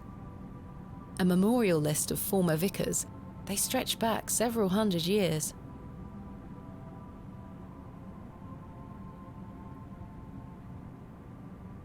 Stained glass depictions of various biblical scenes. It's not my specialist area. Ceiling. Extraordinary craftsmanship. All right. The pews are contained within compartments that can be locked. I've seen a similar design in other Norman churches around England, but this is a particularly impressive example. Jad was saying that in the Protestant Episcopal Church, a vicar is a member of the clergy whose sole or chief charge is a chapel dependent on the church of a parish, a bishop's assistants in charge of church or mission, and then a Roman Catholic Church, an ecclesiastic representing the Pope or Bishop. Oh, I don't think we're that high. Oh, I meant to click, by the way. A person who acts in place of another, a substitute. A person who is authorized to perform the functions of another deputy's God's vicar on earth. So I think it's probably like Church of England stuff based on those definitions. It's locked. Okay, the one key that I have is not going to open it up. Let's show the cross to this lady and see what she thinks of it. Excuse me, I found this necklace inside the church. Is it yours? No, pet. Perhaps someone left it behind yesterday. You keep hold of it for now. I'll ask around at the next service. Are you sure? I trust you. Okay, you know I'm around for like 48 hours. Actually, more like 36 now, but sure, why not? Is there anything else that I might want to... No, we already talked about the trowel. Oh, I can show her the glove. Do you recognize this glove? No, pet. Never mind. I kind of forgot that I had that. We might want to go ask, like, the blacksmith. Good day. Yes? I noticed your spectacular fossil specimen. Oh, I collect them. This one is called Ammonite. I'm impressed, lass. From the Jurassic period, I'd venture. Do you collect them too, then? My true interests lie in comparatively modern history. Oh, aye. Well, I do love a fossil. It's important to remember that we all end up in the soil eventually. Quite. Thanks for your time. Aye. Speak to you later. Oh, just one more thing, sir. Do you recognize this glove? No. Should I? Never mind. Is this yours? No, not mine. Okay, I cannot imagine that the glove is going to be of interest to the little boy or his sister.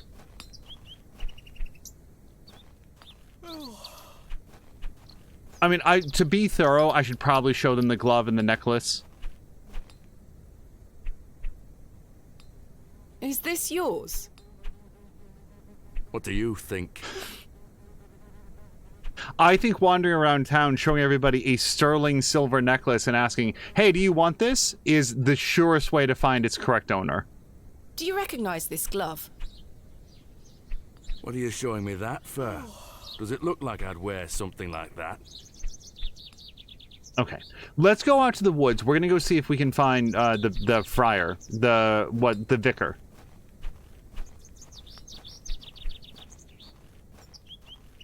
There's nothing else Nope.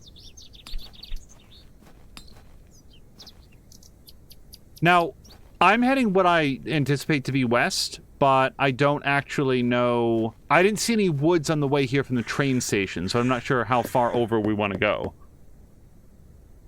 Bugger off! Ah, the unmistakable charm of old Cyril.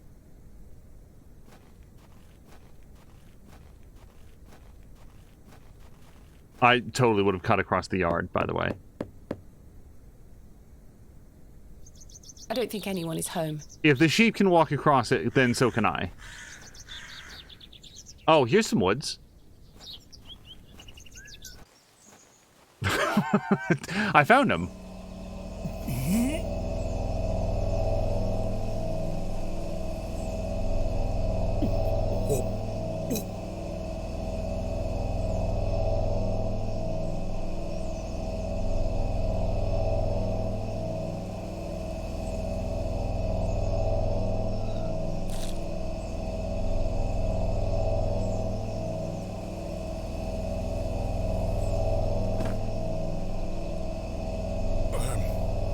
Very sorry. Oh, the shame. This malaise will not pass. Oh, the nausea. I need your help, young lady. Tell me what you need. Let the blood from my arm. Excuse me? Cut me. I beg you. How do you feel about being cut with a trowel? It's probably the sharpest thing I have right now. The trowel's blade is dull and rusted. I need something that will provide a cleaner cut. Oh no. So I didn't bring a knife with me. I don't wish to look too closely. There's something over here, though. The vicar's spectacles lie broken on the forest floor. Oh, let's cut him open with some glass. Ouch! The broken lens is extremely sharp. Okay, that sounds like good. The vicar's spectacles lie... Ouch! The broken lens is Okay, but lady, you don't have to grab it by the point. What do I need, like a pair of forceps? Can I scoop it up with the trowel? I don't think that will help me pick up the broken glass. Oh, the glove. I could try the glove. Perhaps I shouldn't risk soiling this glove until I find its owner. Yeah, it just wouldn't do to put on the glove for a quick second to pick up the sharp spectacles. All right, sir, you're going to have to hold on a second. I got to go on an adventure quest to find something. Leave. You must help me. Oh, can we not leave this screen then? That's good news because it means that whatever we need is right here. Don't leave. Okay. So, vomit, spectacles, vicar. Can I show him the necklace? I don't think it's sharp enough. That wasn't what I was thinking of, but so lighting the spectacles on fire with the match doesn't seem to make very much sense. I don't see any purpose to... Oh, maybe we could use the handkerchief to pick it up? This handkerchief was a gift from my mother. I hope she will understand. This should work. Okay. I still would have used the gloves. Maybe I can use the glove to mop up the vomit. Okay, so we want the shard of glass. Are you sure you want me to do this? Yes, it will cure me of my ills. I shall do as you ask, Father.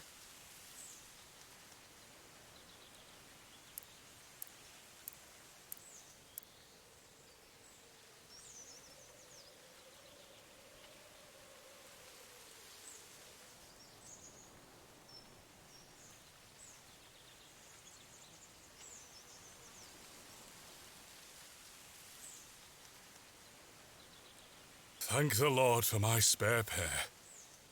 God bless you. I already feel quite better. I'm glad, Father. The rapid healing properties of bloodletting cannot be overstated. I'm Frederick Roach, vicar of St. Edmund's Church. My name is Thomasina Bateman. It's a pleasure to meet you. Yeah, how you doing, buddy? Are you feeling better? Yes, thank you. What ails you, Father Roach?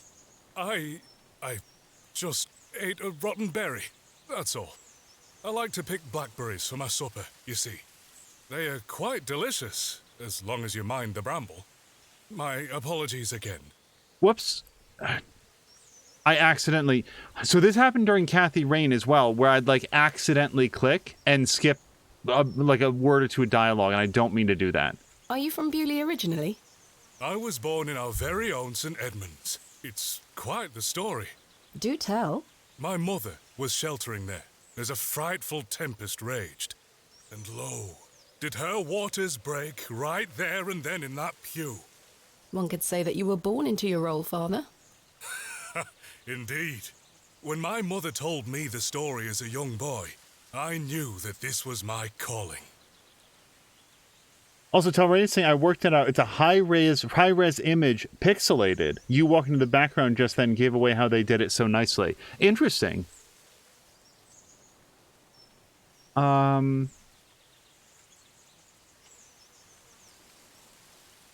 Let's ask them about the church. Like, I like opening conversations with people about things that are of interest to them, so that then when we turn the topic to things that my character cares about, I feel like they'd be more willing to answer the questions, and if they don't, then it makes them seem super shady. St. Edmunds is a fine building. Thank you for saying so. It's hard work keeping her in good shape, but our congregation is always willing to lend a hand in the Lord's name. Hey, by the way, do you want a bandage or something? What is it like being the vicar here? Every day is a blessing, my child. I have a great love for our parish, and the Lord looks after us. What about your congregation? Numbers have fallen over the years, I must say. But those that remain are faithful and full of His Spirit. What can you tell me about Bewlay? It's a quiet town. The railway line, which I presume you arrived by, is the only news of note we've had here for years. I've heard the new station has received a mixed reaction. I've heard many a debate, it's true. But my role is not to adjudicate on that matter. I'm very busy in my own work, you see. I'm looking for Mr. Leonard Shoulder. Oh, yes? Are you a relative? No, it's a long story, but he invited me to Bewlay. And he didn't tell you his address? He was to meet me last night at the Plough and Furrow, but he never came. I see. Well, let me welcome you to Bewlay on his behalf. Thank you, Father. Do you know where Mr. Shoulder lives? Let me think. It's been many moons since I've paid him a visit. Perhaps you could allow me to take a look at the parish register. No need. I remember it now. A fair hike across the moors. Could you please give me directions? I'll take you there myself. It's the least I can do after you aided me so. Capital. Thank you. Just let me know when you're ready to pay him a visit. I'll be resting here for the time being.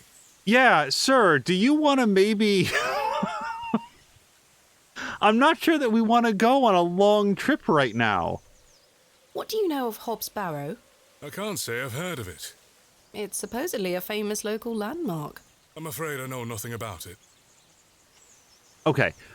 Like most adventure games, although I could wander around just like see the sights, I feel like there'll be plenty of time to do that later, and that this game is going to let us know if we need something. I don't think this is a Zork situation where if we don't go get the rusted lockpick right now, then 5 hours from now we'll be effed and we can't actually go forward or something. So let's just go to Mr. Shoulder's house. I think that it's what Thomasina would want to do. I'm ready to go to Mr. Shoulder's house. Excellent.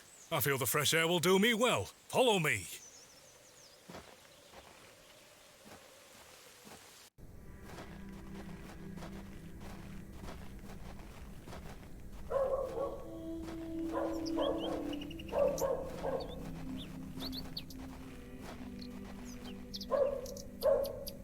Good morning, Father.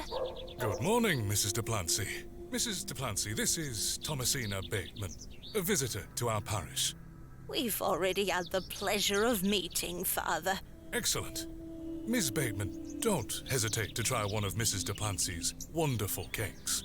Yes, I've heard about her famous Bakewell puddings. I'll be here all day, young lady. But remember, once they're gone, they're gone. Those little whelps have already gobbled up all the gingerbread. You are doing God's work, Mrs. Duplancy. He smiles upon us, Father. Miss Bateman, if you'd like to follow me. It's interesting that they use cake and pudding interchangeably. Like, in America, we would consider those to be of graves, different things. of worms, and epitaphs. Make dust our paper, and with rainy eyes, write sorrow on the bosom of the earth. Let's choose executors, and talk of wills. Shakespeare? Quite. Which play?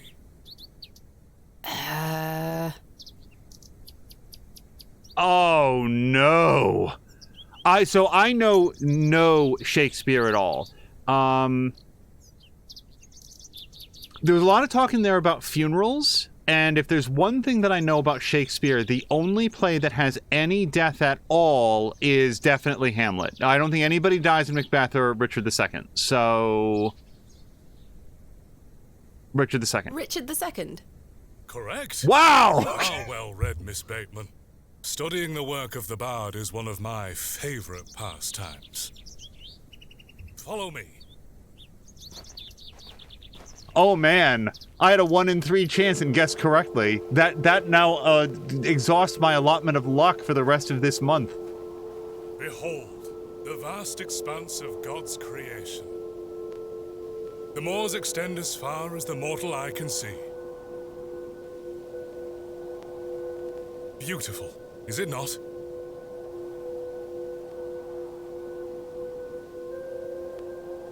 Why not agree with him? I mean, we came out here and spent some time staring at it. Margaret seemed to like it a lot. Indeed.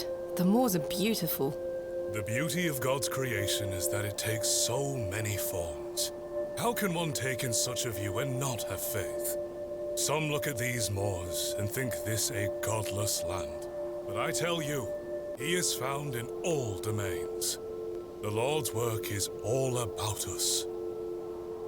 Tell me, Miss Bateman, do you believe in God?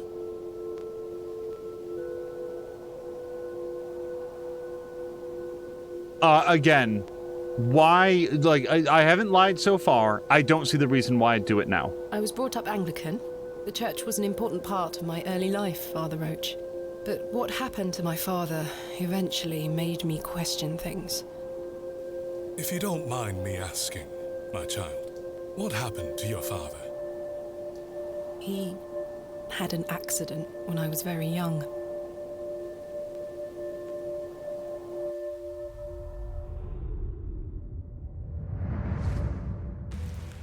Come along now, Thomasina. Let's get out of the rain.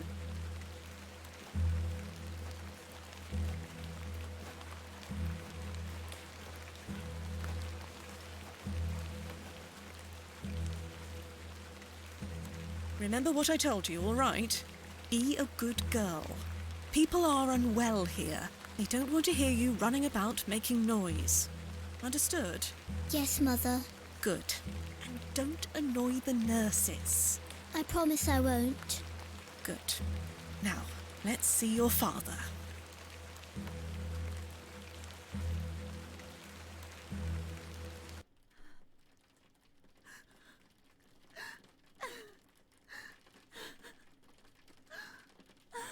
Daddy, wake up!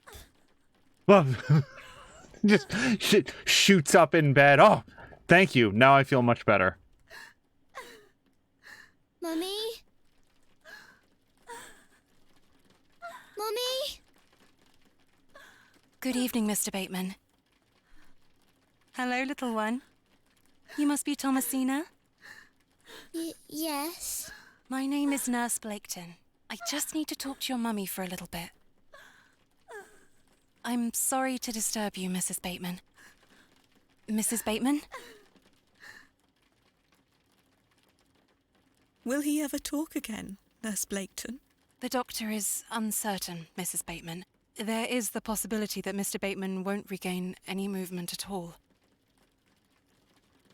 But we will do our utmost to look after Mr. Bateman here at Ticehurst, ma'am. He will have a nurse by his side at all times, I can assure you.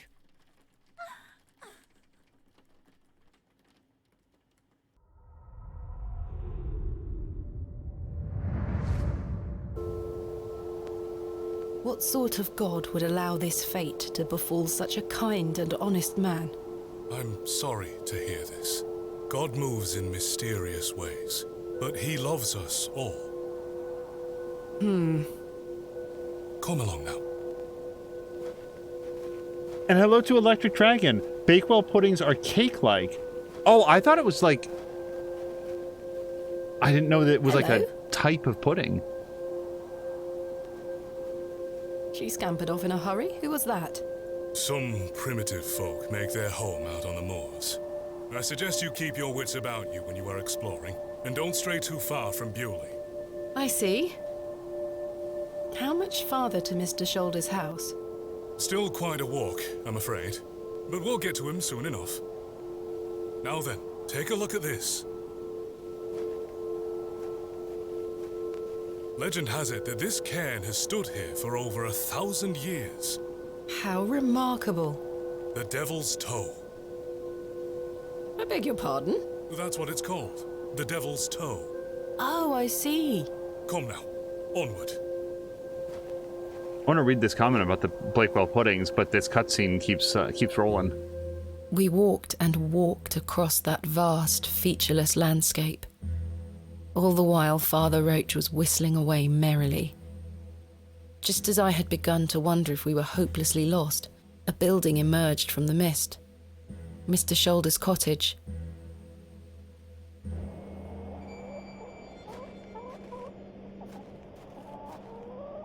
Here we are, Miss Bateman. Unless my memory fails me completely, this is Mr. Leonard Shoulder's house. Thank you for your help, Father Roach. Now. No need to thank me after your providential assistance today. However, I have something to ask you. Yes? Please don't tell Mrs. Duplancy about my little scene in the woods. She will only fret, and the poor dear woman has enough on her mind as it is. I shan't mention it. Thank you. You'd better see if Mr. Shoulder is in. So Electric Dragon UK was saying Bakewell puddings are cake-like, but there are also Bakewell tarts, which are similar but different. Insert long explanation here. So when she was saying like, I thought that was what she called it. Like it was a play on like how good they are. Oh, I bake my cakes. They bake well. You know, I didn't realize it was literally a type of pudding. So that is very helpful information. Also, Fox McCloud liked the rain effect, says they're better than Call of Duty. And then Sailor says, why did you name it the Devil's Toe when you built it in Assassin's Creed, Angel? It was one that I had a particularly difficult time with. So I was like, I'm going to scare them off so they never try to rip it down.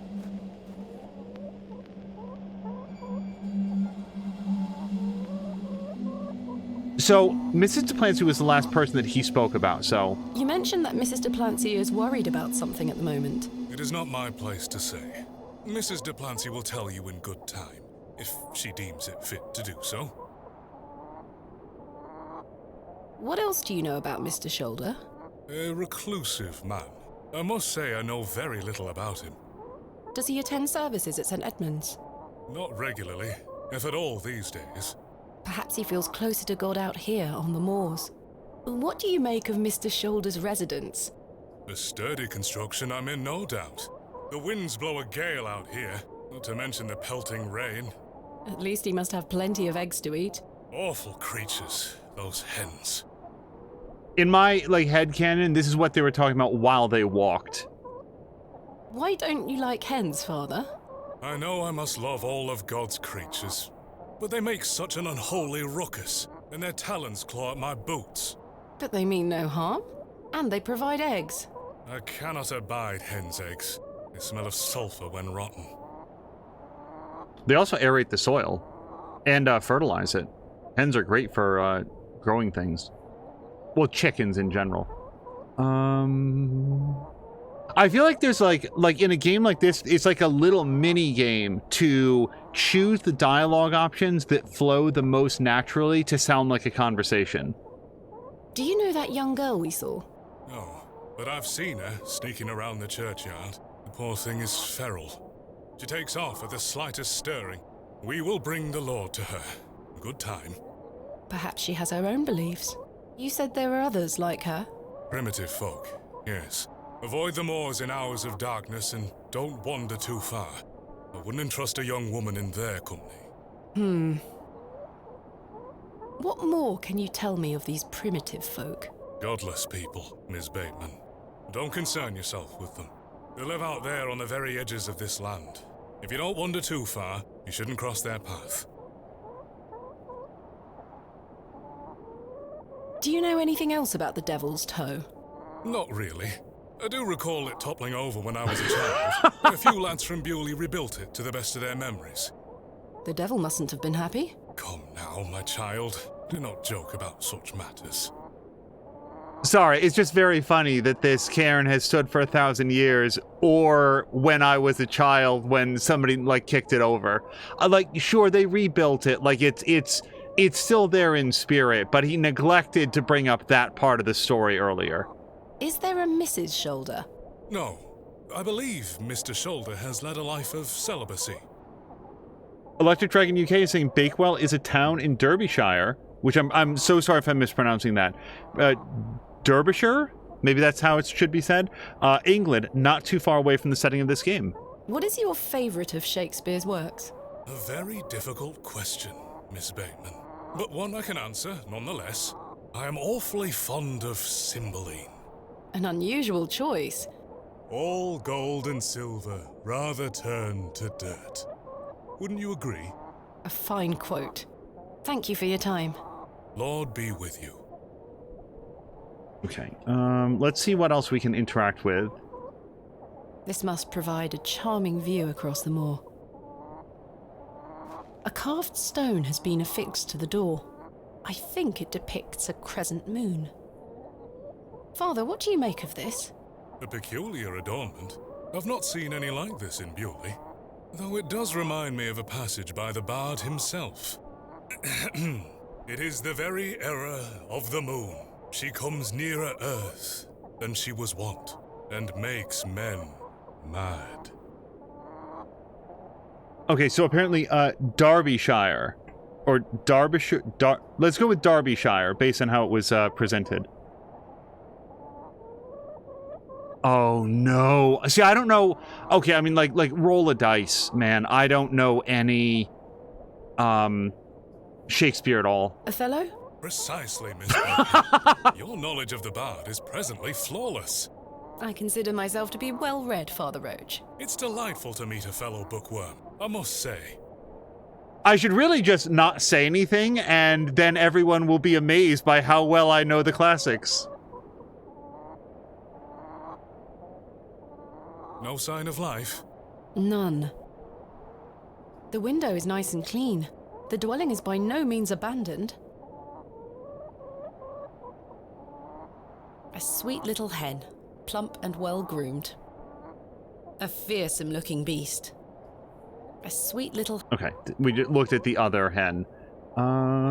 So we haven't actually knocked at the door. Mr. Shoulder? Is Thomasina Bateman here? I'm here in Bewlay as discussed. Maybe try again. His hearing probably isn't the best at his age. Boy, this guy better be a corpse. Mr. Shoulder, you home?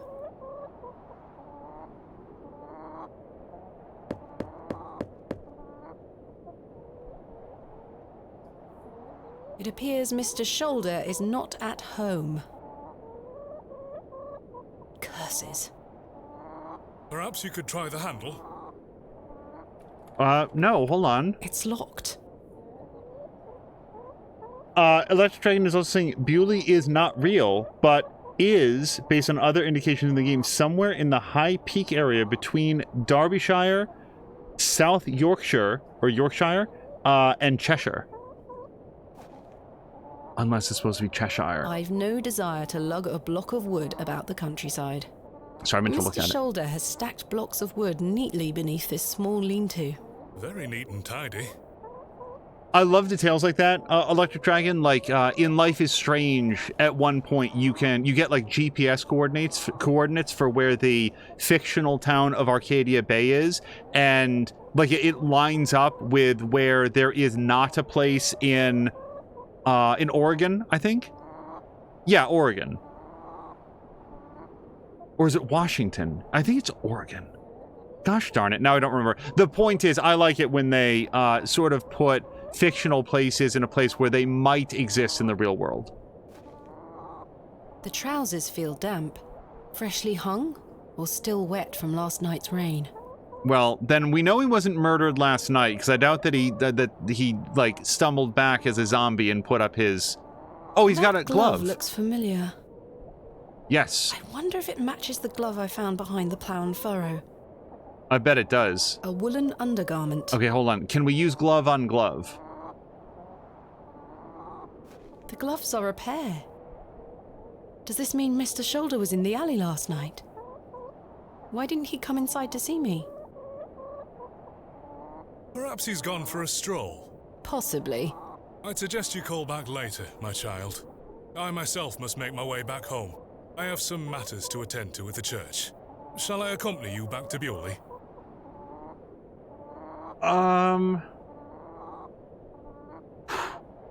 I feel like I'd rather look around some more.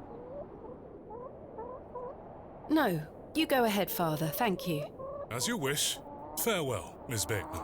I hope Mr. Shoulder finds his way to you. Thank you for your help, Father Roach. My pleasure. Parting is such sweet sorrow. That's definitely Romeo and Juliet, right? Yes. Romeo and Juliet? Correct. That I shall say good night, till it be morrow. You've proven yourself to be an impeccable scholar of the bard, my child. Lord be with you. Yeah, have an achievement. Well, Mr. Shoulder, you've brought me to Bewlay, and now you're nowhere to be found. All right, let's look around. Oh dear, I thought that there was more to the map. Wait, Father, come back. No sign of any movement. Okay, so I've got a trowel. I could probably butcher one of the chickens, except that it's rusty, so I wouldn't be able to eat it, so what's the point? I've one match. I bet that roof is pretty flammable. And then I've got this necklace. So mostly all I really have are a lot of bad ideas. I've come a long way to meet you, Mr. Shoulder. Please open the door. Okay, I'm gonna left click on the hen. You're a sweet little thing, aren't you? I did not expect that to work. Okay, I'm not gonna pick up the rooster. I don't think that the rooster would like it very much. Slightly damp. Mr. Shoulder must have dropped the matching glove last night. What was he doing in the alley? Rather rude of him not to come inside and see me. And we still don't know who barricaded the door. Like, that's the weird thing. Any number of things might have been, like, he might have, I don't know, invented a cell phone and then gotten a call and had to rush off for some other reason. And when we find him out, he'll, like, explain it. But barricading the door from the outside, that's the weird thing. As I trudged back to Bewlay across those cold moors, I made a new resolution. I would find Hob's Barrow myself, with or without Mr. Shoulder. Talray was asking where's the key from. That's our room key at the end. That must be Kenneth. I should go and meet him at the station.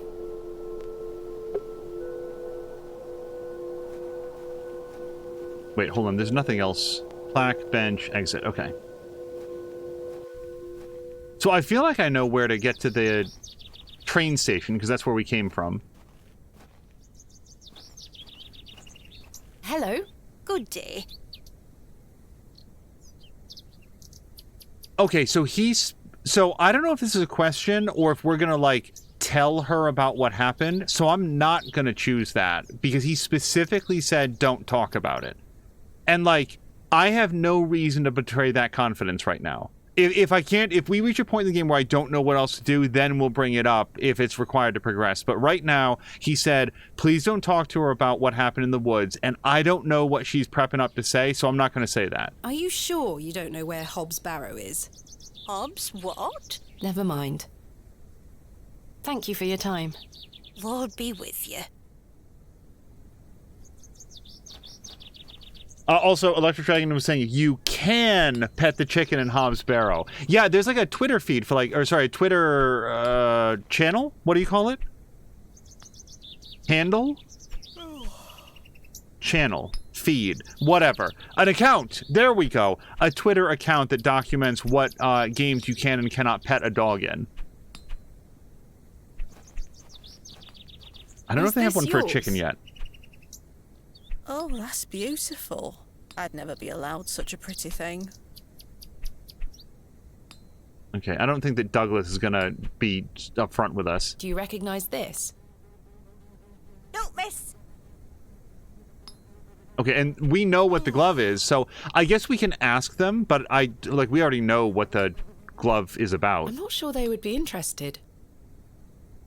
I don't wish to give that. Okay, no. Now that Thomasina knows what the glove is, she's not going to show it around. I have one just like... Oh, sorry.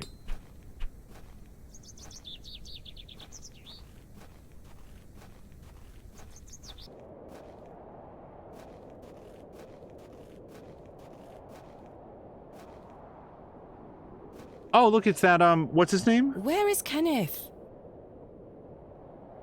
Leonard. No, Leonard's the guy I'm looking for. Tillet. He was supposed to wait for me at the station. No wonder no one was here. He was off being drunk. Mr. Tillet, where did you go last night? Have we met? Last night at the Plough and Furrow. Oh, Miss Bateman. I were blind drunk last night and woke up with a stinking headache. You still smell like a brewery. Sorry. You went to use the lavatory and never came back, Mr. Tillet. I searched everywhere for you. I think I remember you bought me a drink. Then it's all a blur. I woke up in my bed this morning with my wife sour at me for waking her at some ungodly hour. Bro, you need to invent AA. About last night.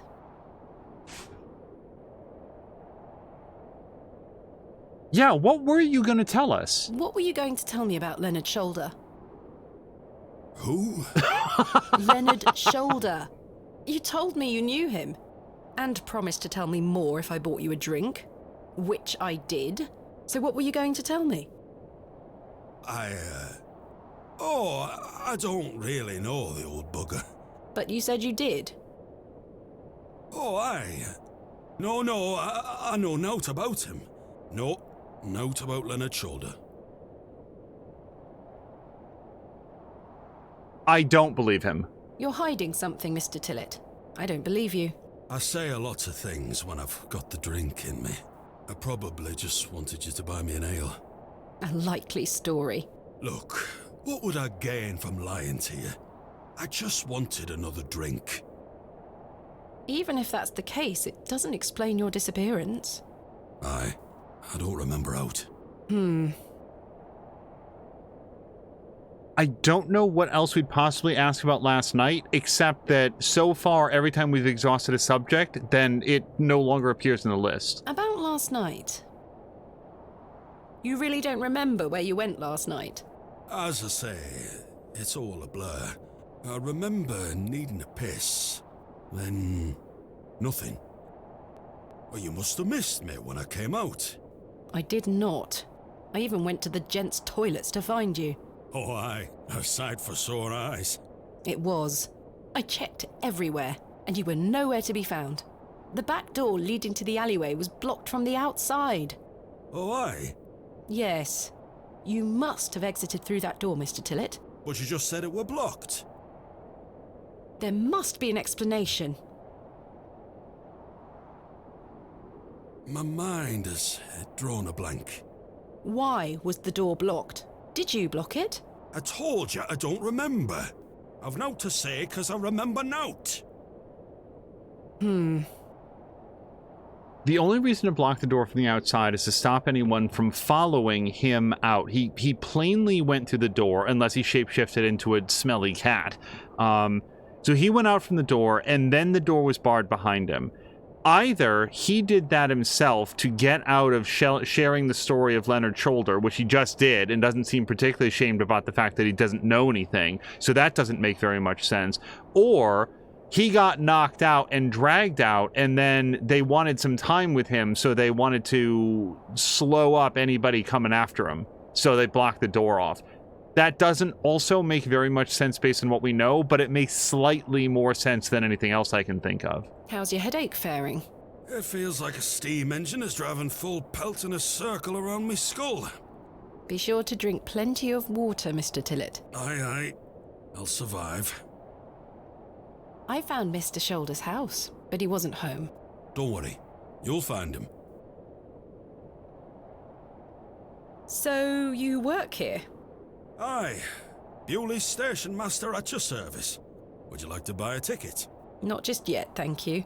I understand that some of the locals are not too happy about this new station. Aye. I'd go as far as saying the whole village. How long has the station been open for? About 3 months. We're on the Midland Railway line. This employment's been a saviour for me. If I weren't stood here, I'd be drinking my life away at the pub right now. It's worth the occasional withering look from Cyril and the rest of them. What does a station master do? A bit of this and a bit of that. I don't wish to bore you with such things. As you wish. My responsibilities here keep me on the straight and narrow, I'll tell you that much. A sense of duty can do wonders for a lost soul. Indeed. This must be a rather lonesome post to occupy. Trains pass through here more regularly than you might think, lass. I'm looking for my assistant, Kenneth. Oh, aye? His train has arrived. Not a single soul disembarked the last train, Miss Bateman. Impossible. Was that not the midday train from London by way of Derby? Aye, it were. Mr. Price were here, unloaded a few crates. But no Kenneth. Not a soul. Hold on. One of them crates had your name on it, Miss Bateman. A great big one it were, with... A red ribbon. Aye. What is Kenneth playing at, sending my equipment but not himself? Curses. Where is my crate now? Mr. Price took away all the crates on his cart. Who? Mr. Price. He's the postmaster. I was going to ask, we haven't made the acquaintance of a Mr. Price yet. Where can I find Mr. Price? He lives above the storeroom, just north of the plough and furrow. You'll see it. There's a Royal Mail plaque on the wall. Thank you. Just in case. Where can I find Mr. Price? He lives above the storeroom. Okay. You'll see it. Thank you. I'm looking for Hob's Barrow. Hob's Barrow. It's why Leonard Shoulder invited me to Bewlay. He thought I might like to excavate it. Oh, aye. I heard about a Hob's Barrow somewhere out there. There's some old stories around it. What stories? I can't remember. Mr. Tillett, please. This is important. I'm awfully sorry, Miss Bateman. I'll try to remember. If he invited you here, then I'm sure Mr. Shoulder will tell you all about it. That's if I ever get to meet him. I'm sure you will. So, for the record, I absolutely think that he's lying when he says that he doesn't know anything about Leonard Shoulder or Hob's Barrow. Farewell for now. Ta-ra! And also, I want to start saying ta-ra when I'm bidding people farewell. So, I guess now we go to find Mr. Price. Oh, hey, cat. Do-doom, do-do-do-do-do-doom.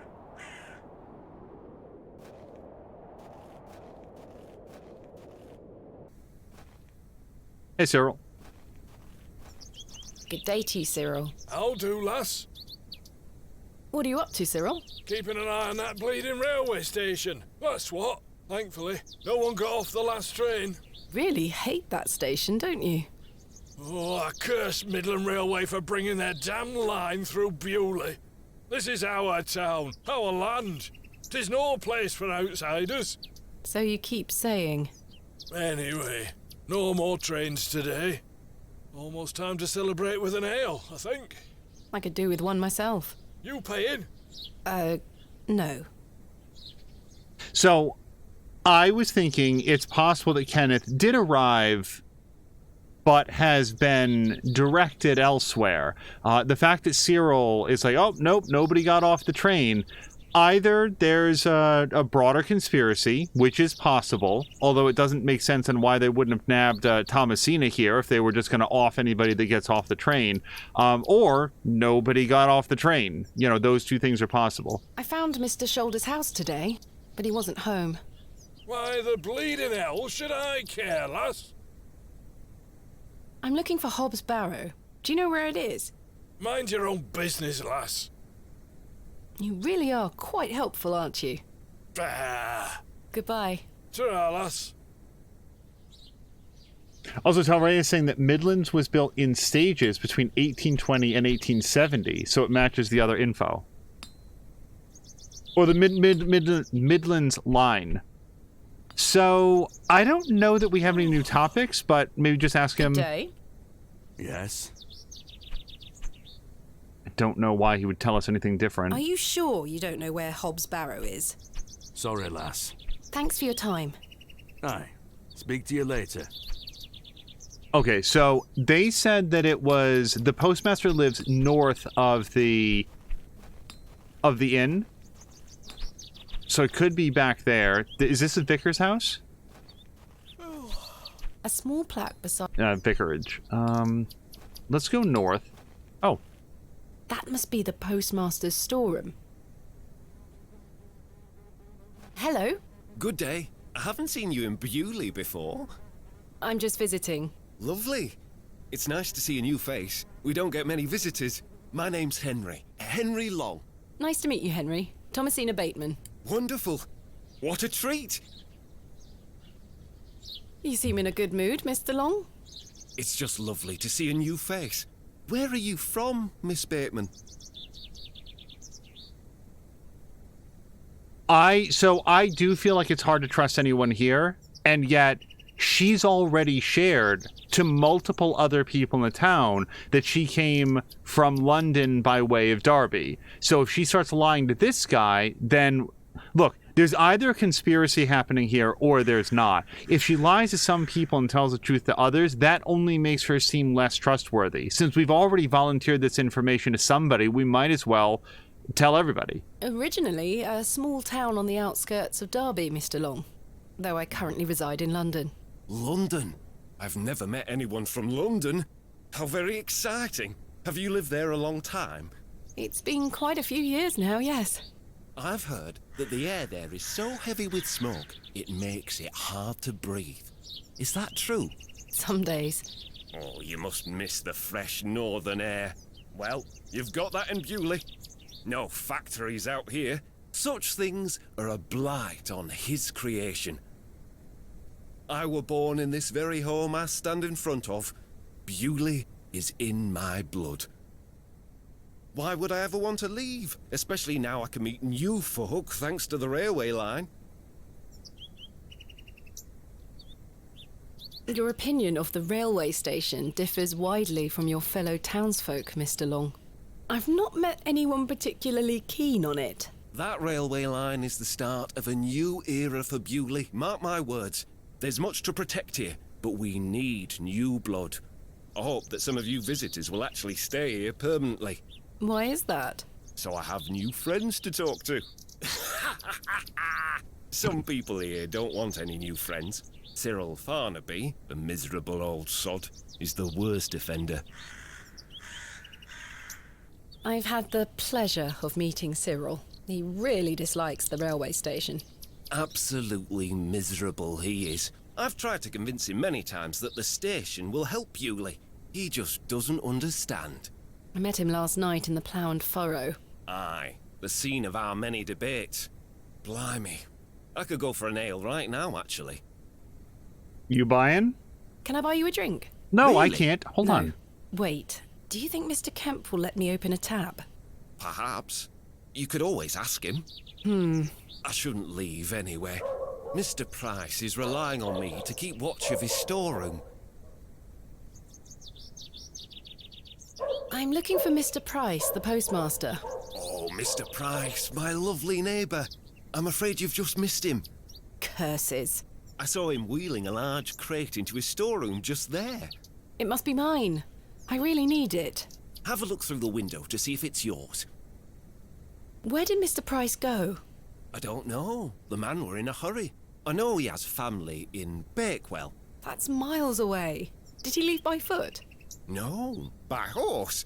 He must be a few miles down the road by now. Curses. Dude. Okay, so since we haven't met him, he may not have known that, like, Thomasina's in town, but he might have at least, like, left word or something. When will Mr. Price be back? He didn't say. Could be tonight, could be a few days. How infuriating. I told him I'd keep watch of his storeroom, and I'm a man of my word, Miss Bateman. I shall not budge from this spot. Do you know a man named Leonard Shoulder? Aye, funny old fellow. I hear he lives way out on the moors somewhere. Have you seen him recently? No, not for a long while now that you mention it. Why do you ask? It's a long story, but I was to meet him in Bewlay.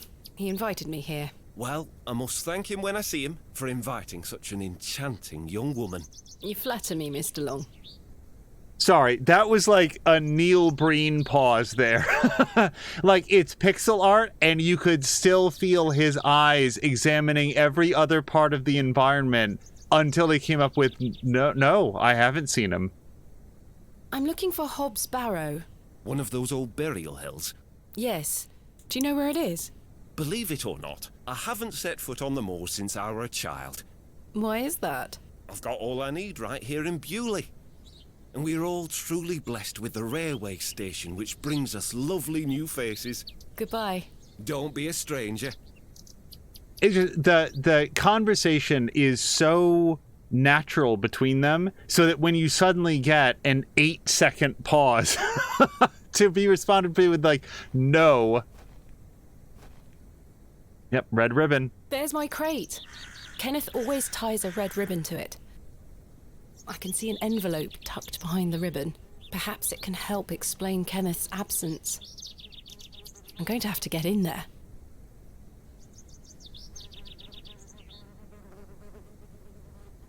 A warehouse. Oh. No, still checks out. Got it. Royal Mail, Postmaster's Residence. This must be the local post office. Foxcloud was asking, is anybody getting Deadly Premonition vibes from this? Fox, I really want Mia to play Deadly Premonition. I don't think that she knows very much about it, and I think it'd be... This house looks pleasant. Really interesting. So, it's definitely my crate. He said that he was watching this place. That doesn't mean that he has a key. We can still talk to him about it. I have nothing else to ask for the time being. Wait, seriously? You don't want to go say, hey, that's my crate? It's got the red ribbon around it? I feel like that might be relevant to the conversation. Can I knock on his door? The man is standing. Okay.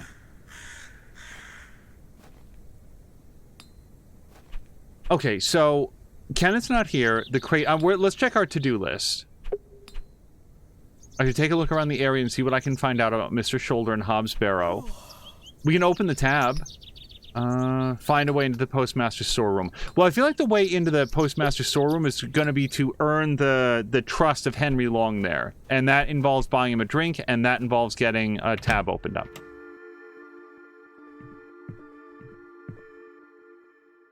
Oh, actually, you know what? Goodbye. See you soon. We never asked him about the... I'm not sure they would be interested. Okay. And then the trowel. I can ask him about the glove, maybe? I'm not sure they would... No. And then, how about the trowel? I don't wish to give... Okay. I found Mr. Shoulder's home, thanks to the help of Father Roach. Wonderful.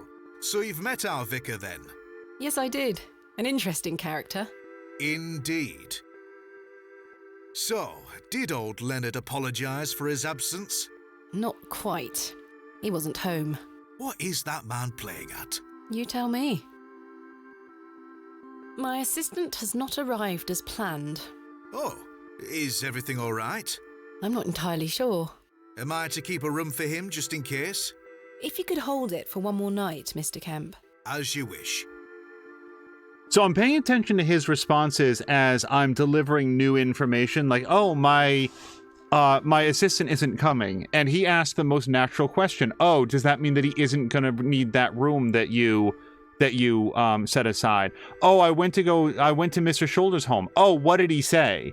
As though it would be a natural thing to assume that we spoke to him and he hasn't suddenly gone missing. So I'm just paying attention that he's either a very thoughtful liar or not currently engaged with whatever's going on. I'm sorry to ask this, Mr. Kemp, but could I please open a tab? Still not in your purse? I'm afraid not. My assistant hasn't arrived as planned, so I find myself in a bind. He must have put the money in my crate, which is currently being held in Mr. Price's storeroom. Well, as you know, I run an honest establishment here, and I do trust you. So yes, I'll open an account for you, to be settled at the end of your stay. Of course. Thank you, Mr. Kemp. Now then, I'll be needing something of value as a deposit. I thought you said you trusted me. Aye, it's not personal, lass. One can never be too cautious. How about this sterling silver necklace that I definitely care very much about? How can I open a tab again? Leave me an item of value as a deposit. I'll give it back to you at the end of your stay, when it will be time to pay the piper. Goodbye. See you soon. Will you accept this silver cross pendant as a deposit? Can I take a closer look at it?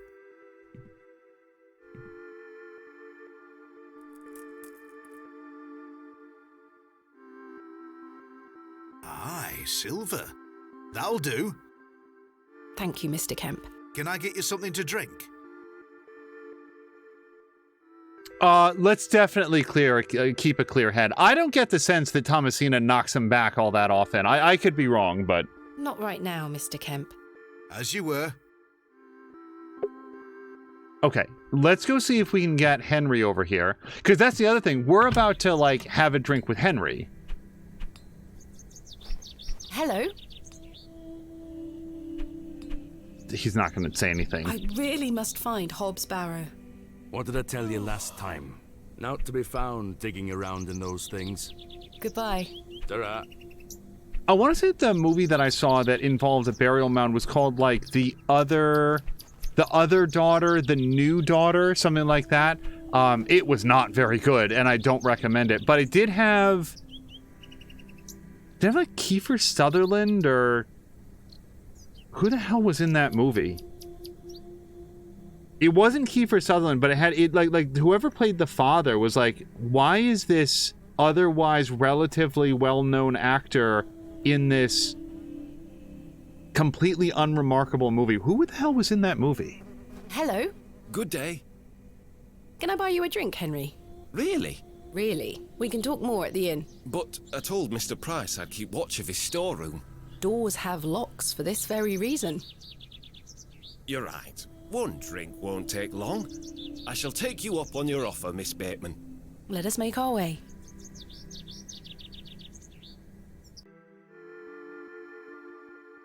The rocket weren't Stevenson's only design, you know. Before that, there were the Blucher and the Locomotion. But my favourite would have to be the Lancashire Witch. I believe he built that in 1828. In Newcastle, of course.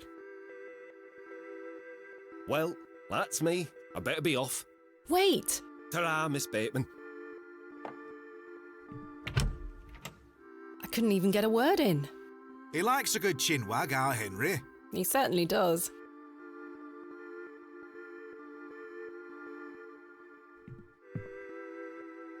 Henry Long can talk, can't he? He's a colourful character. The man drinks like a fish. He certainly does. I've seen him drink this place dry and still be up to tend his garden at sunrise. The man can truly hold his ale. again, I don't know, like, I don't know what new information this would bring, except that it is present in the list. I've decided to find Hob's Barrow without Mr. Shoulder's aid. Are you sure that's a wise idea, lass? What other choice do I have? I have a feeling he is avoiding me. Do you know where I can find the Barrow? No, sorry. I say that on my mother's grave, Miss Bateman. Goodbye. See you soon.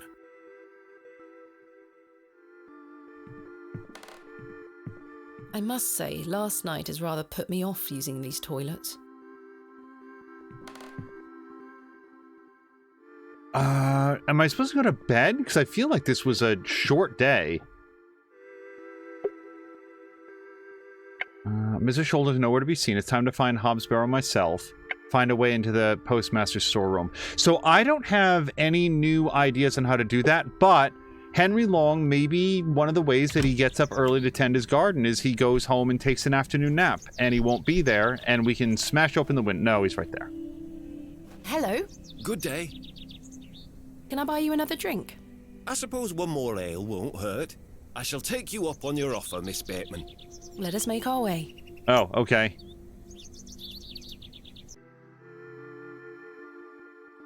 The rear wheels are powered by coupling rods, would you believe? The boiler had 2 flue tubes. 2! There were nothing like it. Well, that's me. I better be off. Wait! Ta-ra, Miss Bateman. Curses.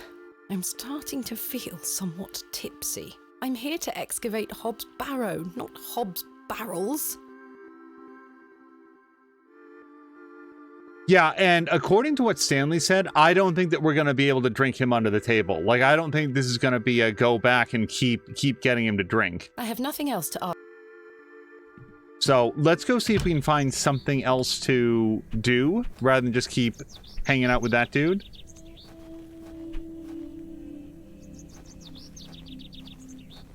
Hello there. My name's Thomasina. Yeah? What's yours? Wally? And Electric Dragon is taking off. Electric Dragon, thank you so much for hanging out. I hope you have a great evening. We'll be sort of playing this, here and there as we go through. It'll sort of be in rotation alongside Midnight Suns, because I'm enjoying it so far. So you'll probably see it intermixed with a couple other games. But yeah, hopefully we'll see you again in another episode. Do you know a man called Leonard Shoulder? No. Have you heard of a place called Hob's Barrow? No. Goodbye. We checked this door earlier, but then again, there wasn't a kid sitting out front, so...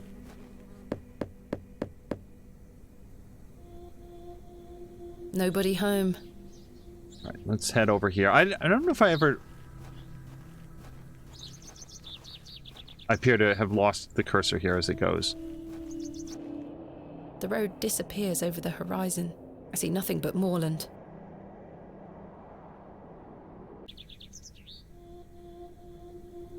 Nope, nothing over here. Okay.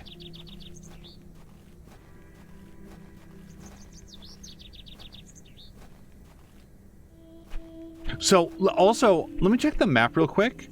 Oh, yeah, we've unlocked a lot of stuff. So we go back to the woods, and we didn't really look very much in there. There's Mr. Shoulder's cottage and the Devil's Toe, and apparently there's 4 more places that we haven't seen yet that will get unlocked.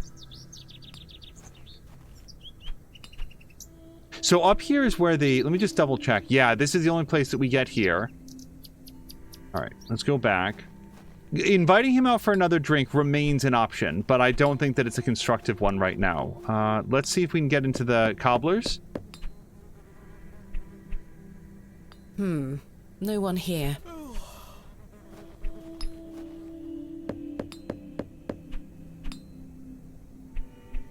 I don't think anyone is home.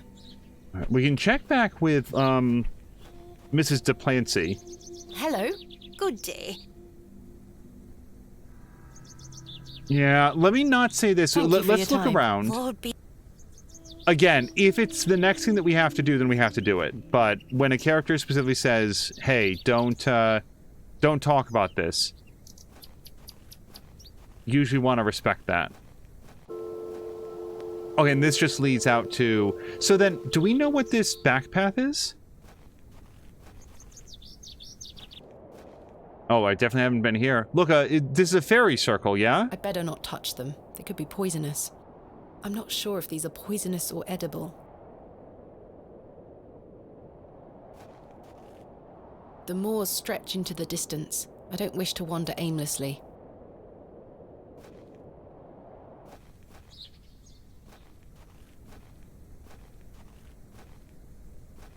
We could use the trowel on random things, like digging in the middle of the fairy circle, but, like, she has no reason to do that right now. This is locked, right? Yeah. It's locked.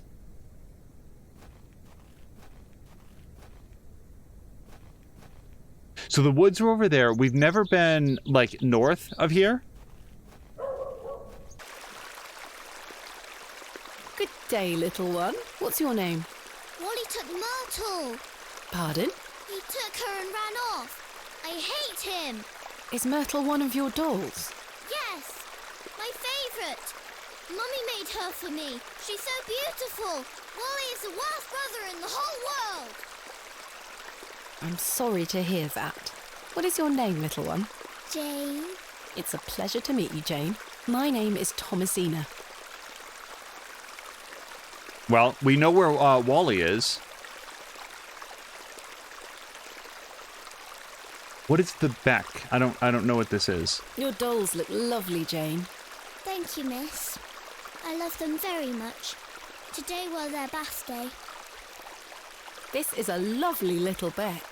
It's where we get our water, miss. It's good for drinking and cleaning. Wow, I'm going to learn a lot of vocabulary here. I have never heard of, like, a stream or a brook being called a beck before. That's completely new to me. Why did your brother take Myrtle away? He's just jealous because Daddy is letting me come with him to the market tomorrow. Wally thinks I'm Daddy's favourite, so he took Myrtle from me. What if he rips her to tatters? What if he feeds her to Mr. Bryden's goat? Don't worry, Jane. I'm sure he wouldn't do such a thing. Where did your brother go? I don't know. Home, maybe. But I have to wait here for Myrtle's friends to dry out. Do you know an old man called Leonard Shoulder? No, miss. Have you heard of a place called Hobbs Barrow? I have, yes. You have? We aren't supposed to talk about it. Why not? Would you like to go there? Yes, I would very much like to. I'll tell you where it is if you find Myrtle for me. You will? Yes! But don't tell anyone about it or I'll be told off. I promise. Please find Myrtle first. I miss her. I will. Where do you live? Our home is on the other side of the village, miss. Maybe Wally went back there. Or maybe he's left her out on the moors. Poor Myrtle. I'm going to kick him so hard. Goodbye. Bye, miss. Remarkable. A gargantuan fossilised ammonite. This would look fantastic on my mantelpiece. All right, before we leave, and we're going to go see Wally. Damp ragdolls have been laid out to dry in the dreary sun. We can look at Jane. She has a puckish little face. I do enjoy the charm of a babbling beck. Okay, is beck like a Britishism for brook? Sweet little flowers. Okay. I really like it when you can highlight interactable so you don't have to, like, pixel hunt over every last little thing to see everything. It's such a time saver.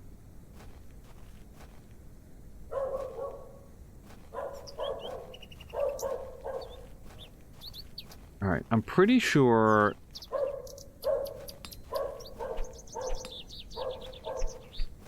No, crud. It wasn't over here? It was over here, okay. Telray was asking what word? Beck? B-E-C-K? English noun, plural noun, beck is a stream. Okay. I really like learning things like that because I've just never heard that before. Jane tells me you've taken Myrtle away. And what if I did? That's a bit mean, don't you think? She kicked me! Look at this bruise on my leg! That does look quite bad. Why did she kick you? Because she's a little goblin. You don't know what she can be like. Besides, Myrtle is gone now. I've given her to the fair folk. That'll teach her. Oh, we have to go to the fairy circle. Who are the fair folk? The little people of the moors. I gave Myrtle to them. Little people? You don't mean fairies, do you? We call them fair folk round here. Wally, there is no such thing as fairies. It's true, and I gave them a doll. Where can I find these fair folk? Follow the tinkle of their tiny bells. I hear them when the wind dies. They dance around their little house. But where is this little house? Just listen for the bells, you'll find it. Don't think about bringing that doll back. That'll just bring bad luck for all of us. Goodbye. All right, I'm going to the fairy circle. I don't know Shakespeare, and I don't know Beck, and I don't know how to say Derbyshire, but I know a fairy circle when I see one. Oh, whoops.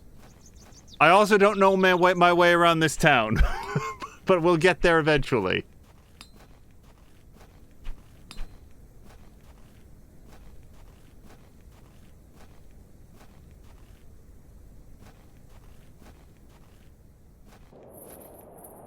Yeah, 100%. We're going to use the trowel to dig it up.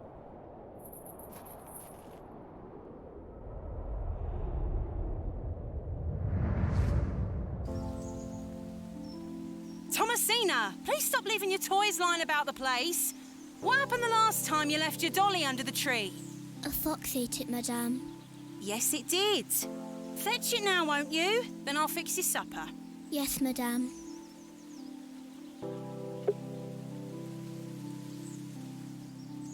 Miss Bowles looks cross. It's the gateway to the fairy kingdom. Hello, fairies.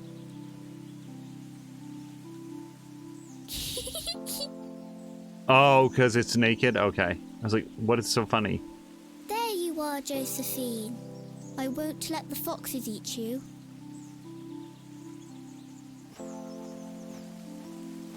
Who's that you have there, little bird? Josephine. She introduced me to the fairies. Oh, fairies, you say? Yes, Daddy. Do you believe in fairies? Of course. Do you see those mushrooms over there? Yes. That's the gateway to their kingdom. That's where Josephine and I go to talk to the fairies. Now, listen to me, Thomasina. Yes? You're old enough now to hear this. There's no such thing as fairies or talking dolls, my little bird. What do you mean? I'm sorry, my dear child. I do not wish to upset you. I just want to make sure that you understand the difference between fantasy and reality. Josephine is just a doll, and fairies do not exist. But, Daddy... Science is the great antidote to the poison of enthusiasm and superstition. Please always remember that. If you hear anything about fairies or the like again, know that it's hogwash. What is it? It's not that he's wrong, it's just... Hogwash. Did Wally bury the doll, I wonder? It's a lot to lay on, like, a little girl who's just, like, looking for a doll. It's all...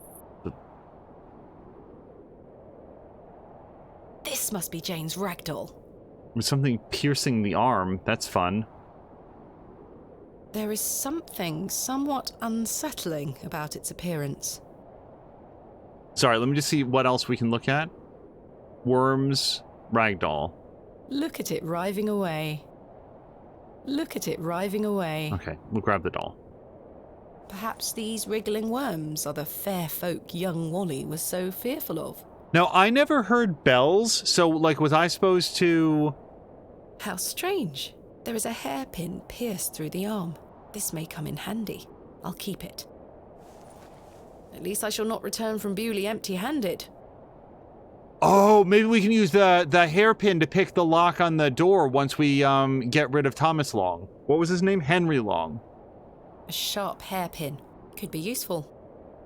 It's Jane's creepy ragdoll. Okay, let's go give the doll back to Jane.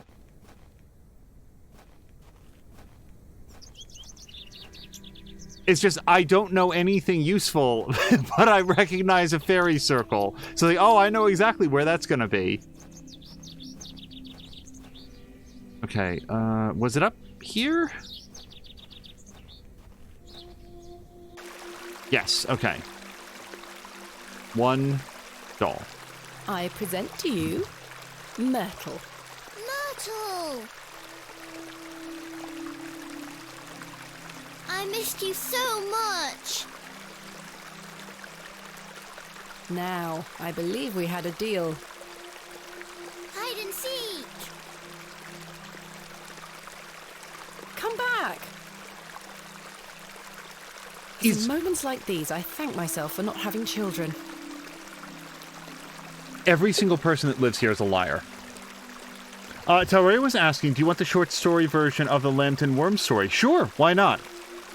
Also, Foxcloud was saying, get a censor bar over that very lewd statue. And then Talray is saying, that's a cool reason why mushrooms go in circles. I just read up in it. Mycelium grows under the ground, spreads out, then dies out.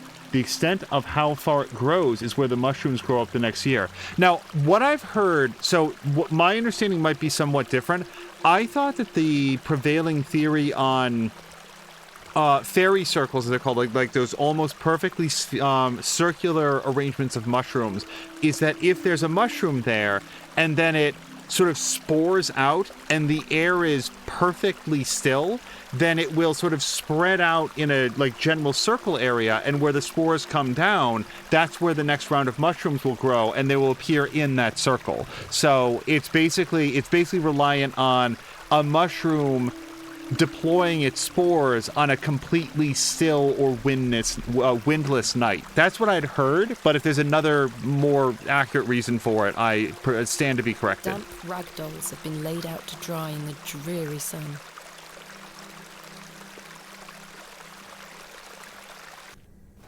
Samlander is saying also dead tree stumps buried under the ground. Oh shit, I wasn't looking at the screen. Oh no. So I'm sorry, did she run away? So I looked at chat. Did anybody happen to see, was I supposed to see which way she went? I should not have taken my eyes off the screen. I was going to read what Samlander had said about dead tree stumps buried underground make great places for... She went away. Away. Bird underground, ran south. And Samlander thinks left. Oh no! Let's look left. That's where I was gonna look because we haven't spent a lot of time in the woods. Oh, there she is. Okay, thank you, you guys, because I should have...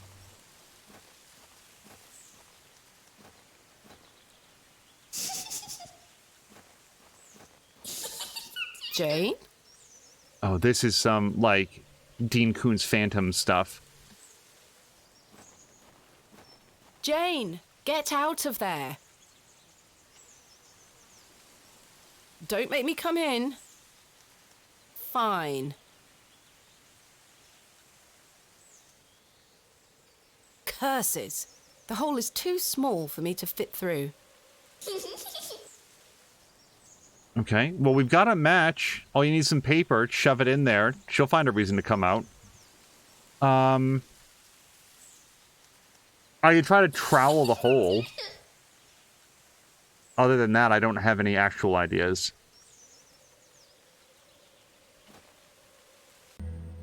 I was always happiest with a trowel in my hand, uncovering hidden worlds within the earth itself, clod by clod. That should do it.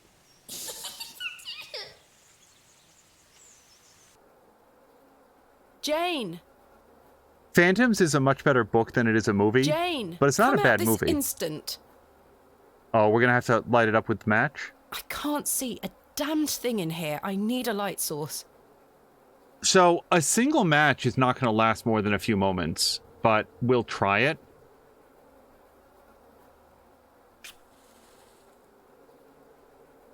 Curses. The useless thing blew out. Oh, awesome. That was actually the end of the match. Jane?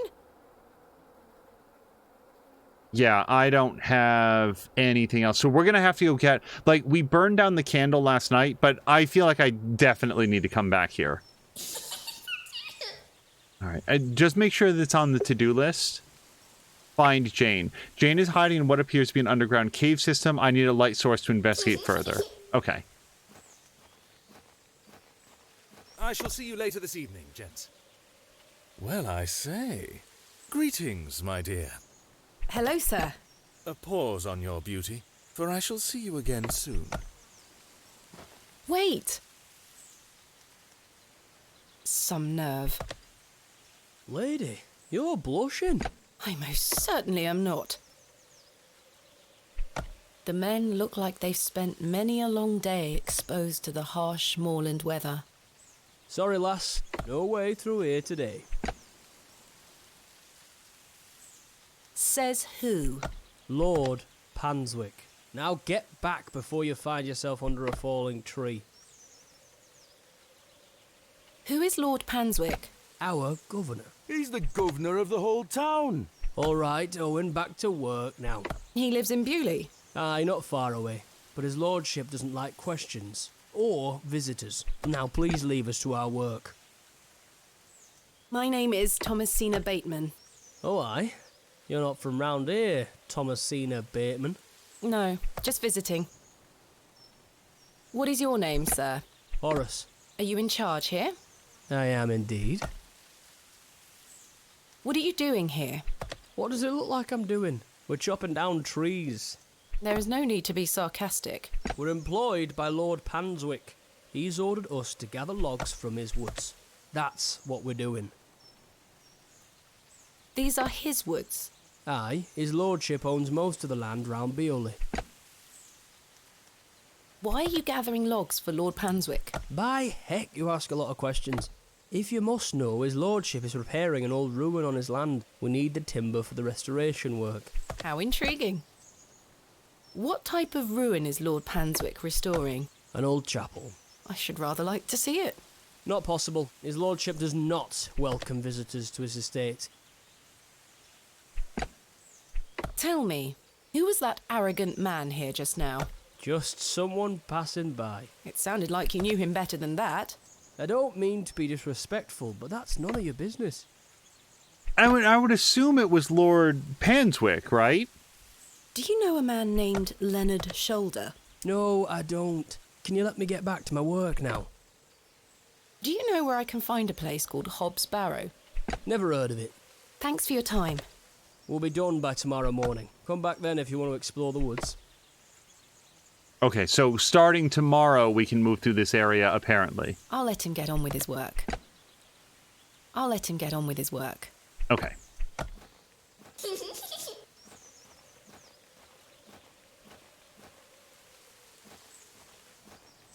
So Talrea was saying, the Lambton worm, noble when fishing, caught a weird eel, threw it away into a well. He then went on the Crusades, came back to find the village was being harassed by a creature from the well, cattle were being killed, tried to fight it, but it could heal its wounds, so he got some advice on fighting it and returned after fitting spearheads to his armor, waded into the river and fought it there, and it was cut into bits, and as it was cut into bits, the river washed it away. That's the short version. I've never heard of this before, Telraya. This is a new legend myth. Good day to you, Cyril. I'll do, lass. What do you make of Henry Long? An idiot who thinks that station's a good idea. Can you imagine? Strangers pouring into Bewlay. Turns the stomach, that does. Maybe he has a point. You could travel. Bah, you're an outsider. I'd expect you to have such a bad opinion. But Henry, he's a Bewlay lad.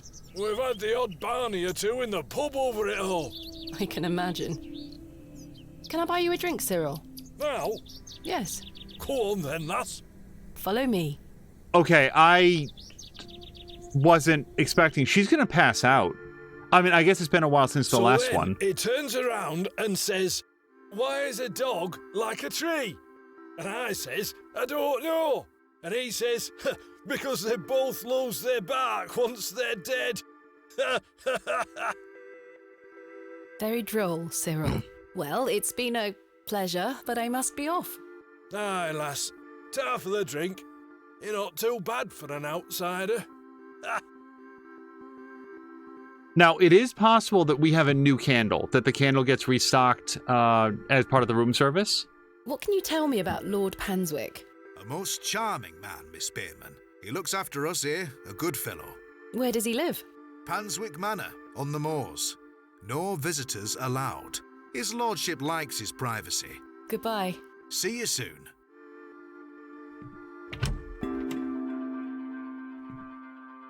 The candle has melted. Oh. It's not much use anymore. Perhaps Mr. Kemp will replace it this evening. There we go. Okay, so we just haven't waited long enough. I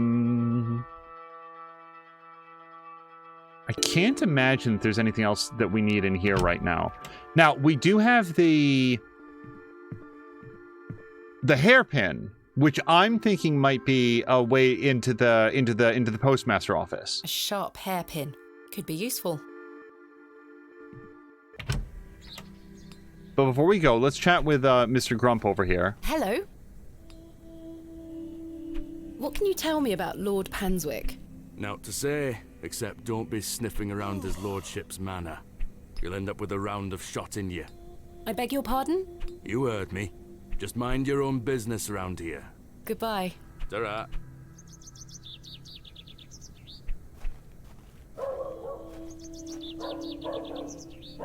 Okay, nothing new here that I see. So we have a new conversation topic about Lord Panswick. Hello. Yes? What do you know about Lord Panswick? He gave me some sweets once. My friend says that Lord Panswick has special trees at his manor that grow sweets on their branches. You think that's true, miss? I think that's very unlikely. Me too. Goodbye. Goodbye, miss. Good day. Hello, miss. What do you know about Lord Panswick? Not a lot. I know he's in charge around here. Does he come to the village often? Not really. He has a manor out on the moors. Have you ever been there? Heavens, no. Villagers aren't allowed there. Why not? Dunno. It's just the way it is. Goodbye. Bye, miss. All right, let's talk to the blacksmith and Madame de Chancey. What's her name? De Plancy. Good day. Yes? Oh! Mr. Crozier, might I borrow your lantern? Sorry, lass. I need it. My eyesight is not what it used to be. The extra light helps me see what I'm hammering. I understand. That honestly hadn't occurred to me, but no, it makes sense. What can you tell me of Lord Panswick? His lordship commands much respect around here, lass. Keeps me busy with work. Why do you ask? Just curious. Thanks for your time. Aye. Speak to you later. I have one just like this. Oh, maybe when she says she has one just like it, maybe we have to get into the postmaster before we can get her lantern. Hello. Good day. Yeah, I probably should just say this. Like, I don't think that the game is actually expecting me to not say it. What do you know about Lord Panswick? Wretched man. They say he is restoring a chapel near his manor. But for whom and to what god, I ask? Is he a man of faith? I've barely seen him set foot in St. Edmunds. It doesn't stop him from acting as our God-given ruler. Stay away from him, pet. Don't get yourself tangled up in local affairs. I certainly don't intend to. Why did you call Lord Panswick wretched? He hides in that manor of his and cares not for his people. I've heard stories whispered in the pews, you know. What kind of stories? That He shoots people on sight. Anyone that strays onto Panswick Manor. Good grief. Yet he will walk into the plough and furrow and bar ale for all and be hailed as our protector. I answer to God and God alone. Forgive me, pet. I shouldn't get so worked up. Not at all. I appreciate your honesty, Mrs. Duplancy. Yeah, let's continue to sit on this for now. Thank you for your time. Lord be with you.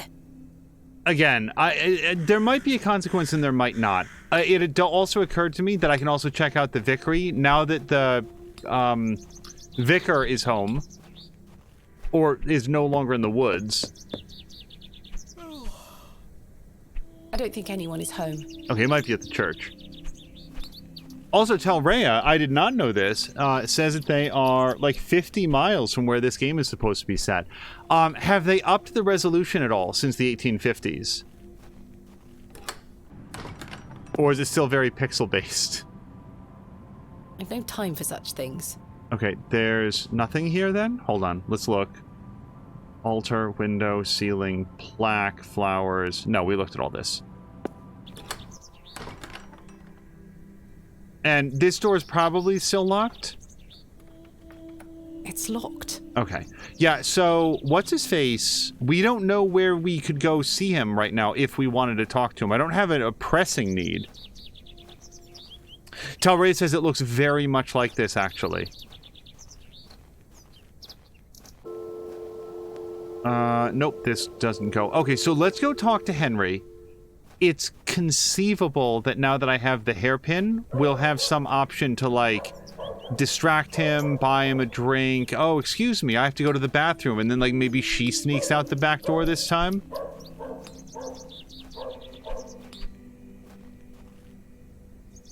Hello. Good day. Okay, now hold on. If we do this, we're just gonna, like, have a conversation. Don't be so a stranger. Let me just see. A warehouse. The postmaster isn't home. But my crate is in there. You'll have to wait for Mr. Price to get back. Okay, so just hypothetically. I can't try to pick the lock whilst Mr. Long is standing there. Yeah. Okay, so we need to get him away from here, and the one option that we know is that we can get him to the bar. I'm hoping that now that we have the item that we need, the scene will play out a little bit differently, and Thomasina can excuse herself for a quick moment. Hello. Good day. Can I buy you another drink? I suppose one more ale won't hurt. I shall take you up on your offer, Miss Bateman. Let us make our way. This is really going to cut into her savings for this whole excavation project, though. To think, if that station hadn't been built, we would never have met. Blessed be the Midland Railway. Idiot! Oh, we had to get Cyril here! That station is the worst decision this village has ever made! Cyril Farnaby, a miserable man with miserable ideas. I will change your mind even if it kills me.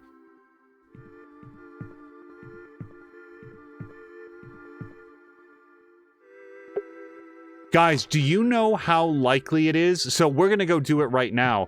I could have gotten really stuck here. Like, if I hadn't invited Cyril there, I wouldn't have known how to proceed from this point. I guess maybe then we would have gone to go talk to Cyril, but even after we did, like, we got Cyril in there, it wouldn't have occurred to me to go talk to this guy a fourth time. I feel like I really got lucky here. Kenneth taught me this useful trick. A hairpin is much more than a hair accessory. A few wiggles and this lock should spring right open.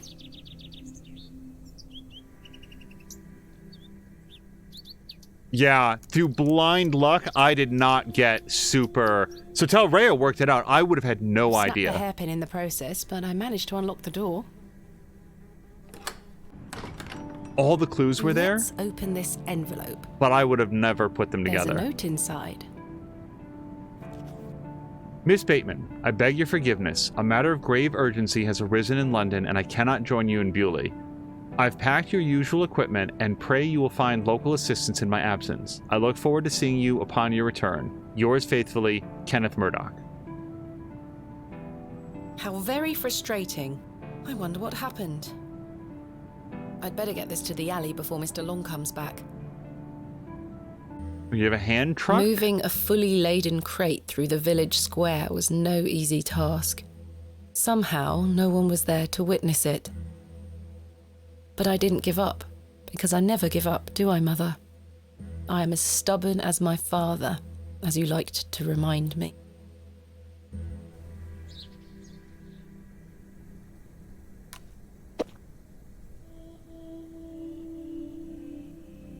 Wait. Where is my money? It's not in here. Kenneth, you absolute liability of a man. It looks like everything else is in here. Picks, specimen trays, shovels. Oh, my chisel, I'll take that. Ah, my lantern. It feels light. There mustn't be any oil inside. I'll leave the rest in the crate. Stanley assured me things would be safe here. No money and no assistant. This is most inconvenient. Still, I've been in worse situations. I've got a tab at the inn for now. I'll worry about money later. I must find that barrow and get on with the excavation. Okay, so now we're going to be on the hunt for some oil to light the lantern to go into the tunnel. I feel like this is probably going to be a relatively good place to call it for now. I don't know where I'm going to get oil from. I don't have an immediate use for the chisel. We know that the glove belongs to what's-his-face, Leonard Shoulder, and I guess we're still carrying the trowel for more things. We've already used it for 2 things, so why not a third? Locate Hobbs barrel, find Jane, refill lantern. My lantern has no fuel. I need some paraffin in order for it to work. Okay, I have bad news. I'm not sure that I know what paraffin is. I don't know if that's a plant or what. But it just saved. I'm going to lay down a save here as well. Oops. Oil. There we go. Yeah, guys, this was a lot of fun, and if not for the fact that it is a little bit after 9 p.m. Eastern, I would probably be inclined to keep going. I'd sort of mentally wanted to make it to the end of this day, so that we'd sort of wake up the next morning, but based on where things are, and I've got to have some dinner, I think this is probably going to be a good place to call it. Tomorrow is more likely to be Midnight Suns, so we'll probably see you for that ahead of Kyber Shards, and then I would say that the next episode of Hobbs Barrow is most likely going to be on Tuesday. On the way out, tell Rhea, thank you so much for the cheer. Jody K saying so soon. Believe me, Jody K, I would love to push it up until 10, but I've got dinner waiting in the next room, so this is probably going to be the best place to go for now. This is a very, very, like, I'm enjoying the mystery of it because there's clearly something more going on with everybody being like, no, I have no idea what this thing is that this, 9-year-old girl apparently knows all about. Now, she might be a liar, she ran off, but it feels like there's a lot more going on here than the people are willing to talk about, and there's this sort of like conspiracy of silence around what it is. Now, what the deal is with Leonard Shoulder, like, I don't have very strong theories, which is great for this stage of the mystery because I want to know more. So I would hope to see you guys again, possibly as early as Wednesday, or what would it be, Tuesday, actually. Yeah, hopefully on Tuesday.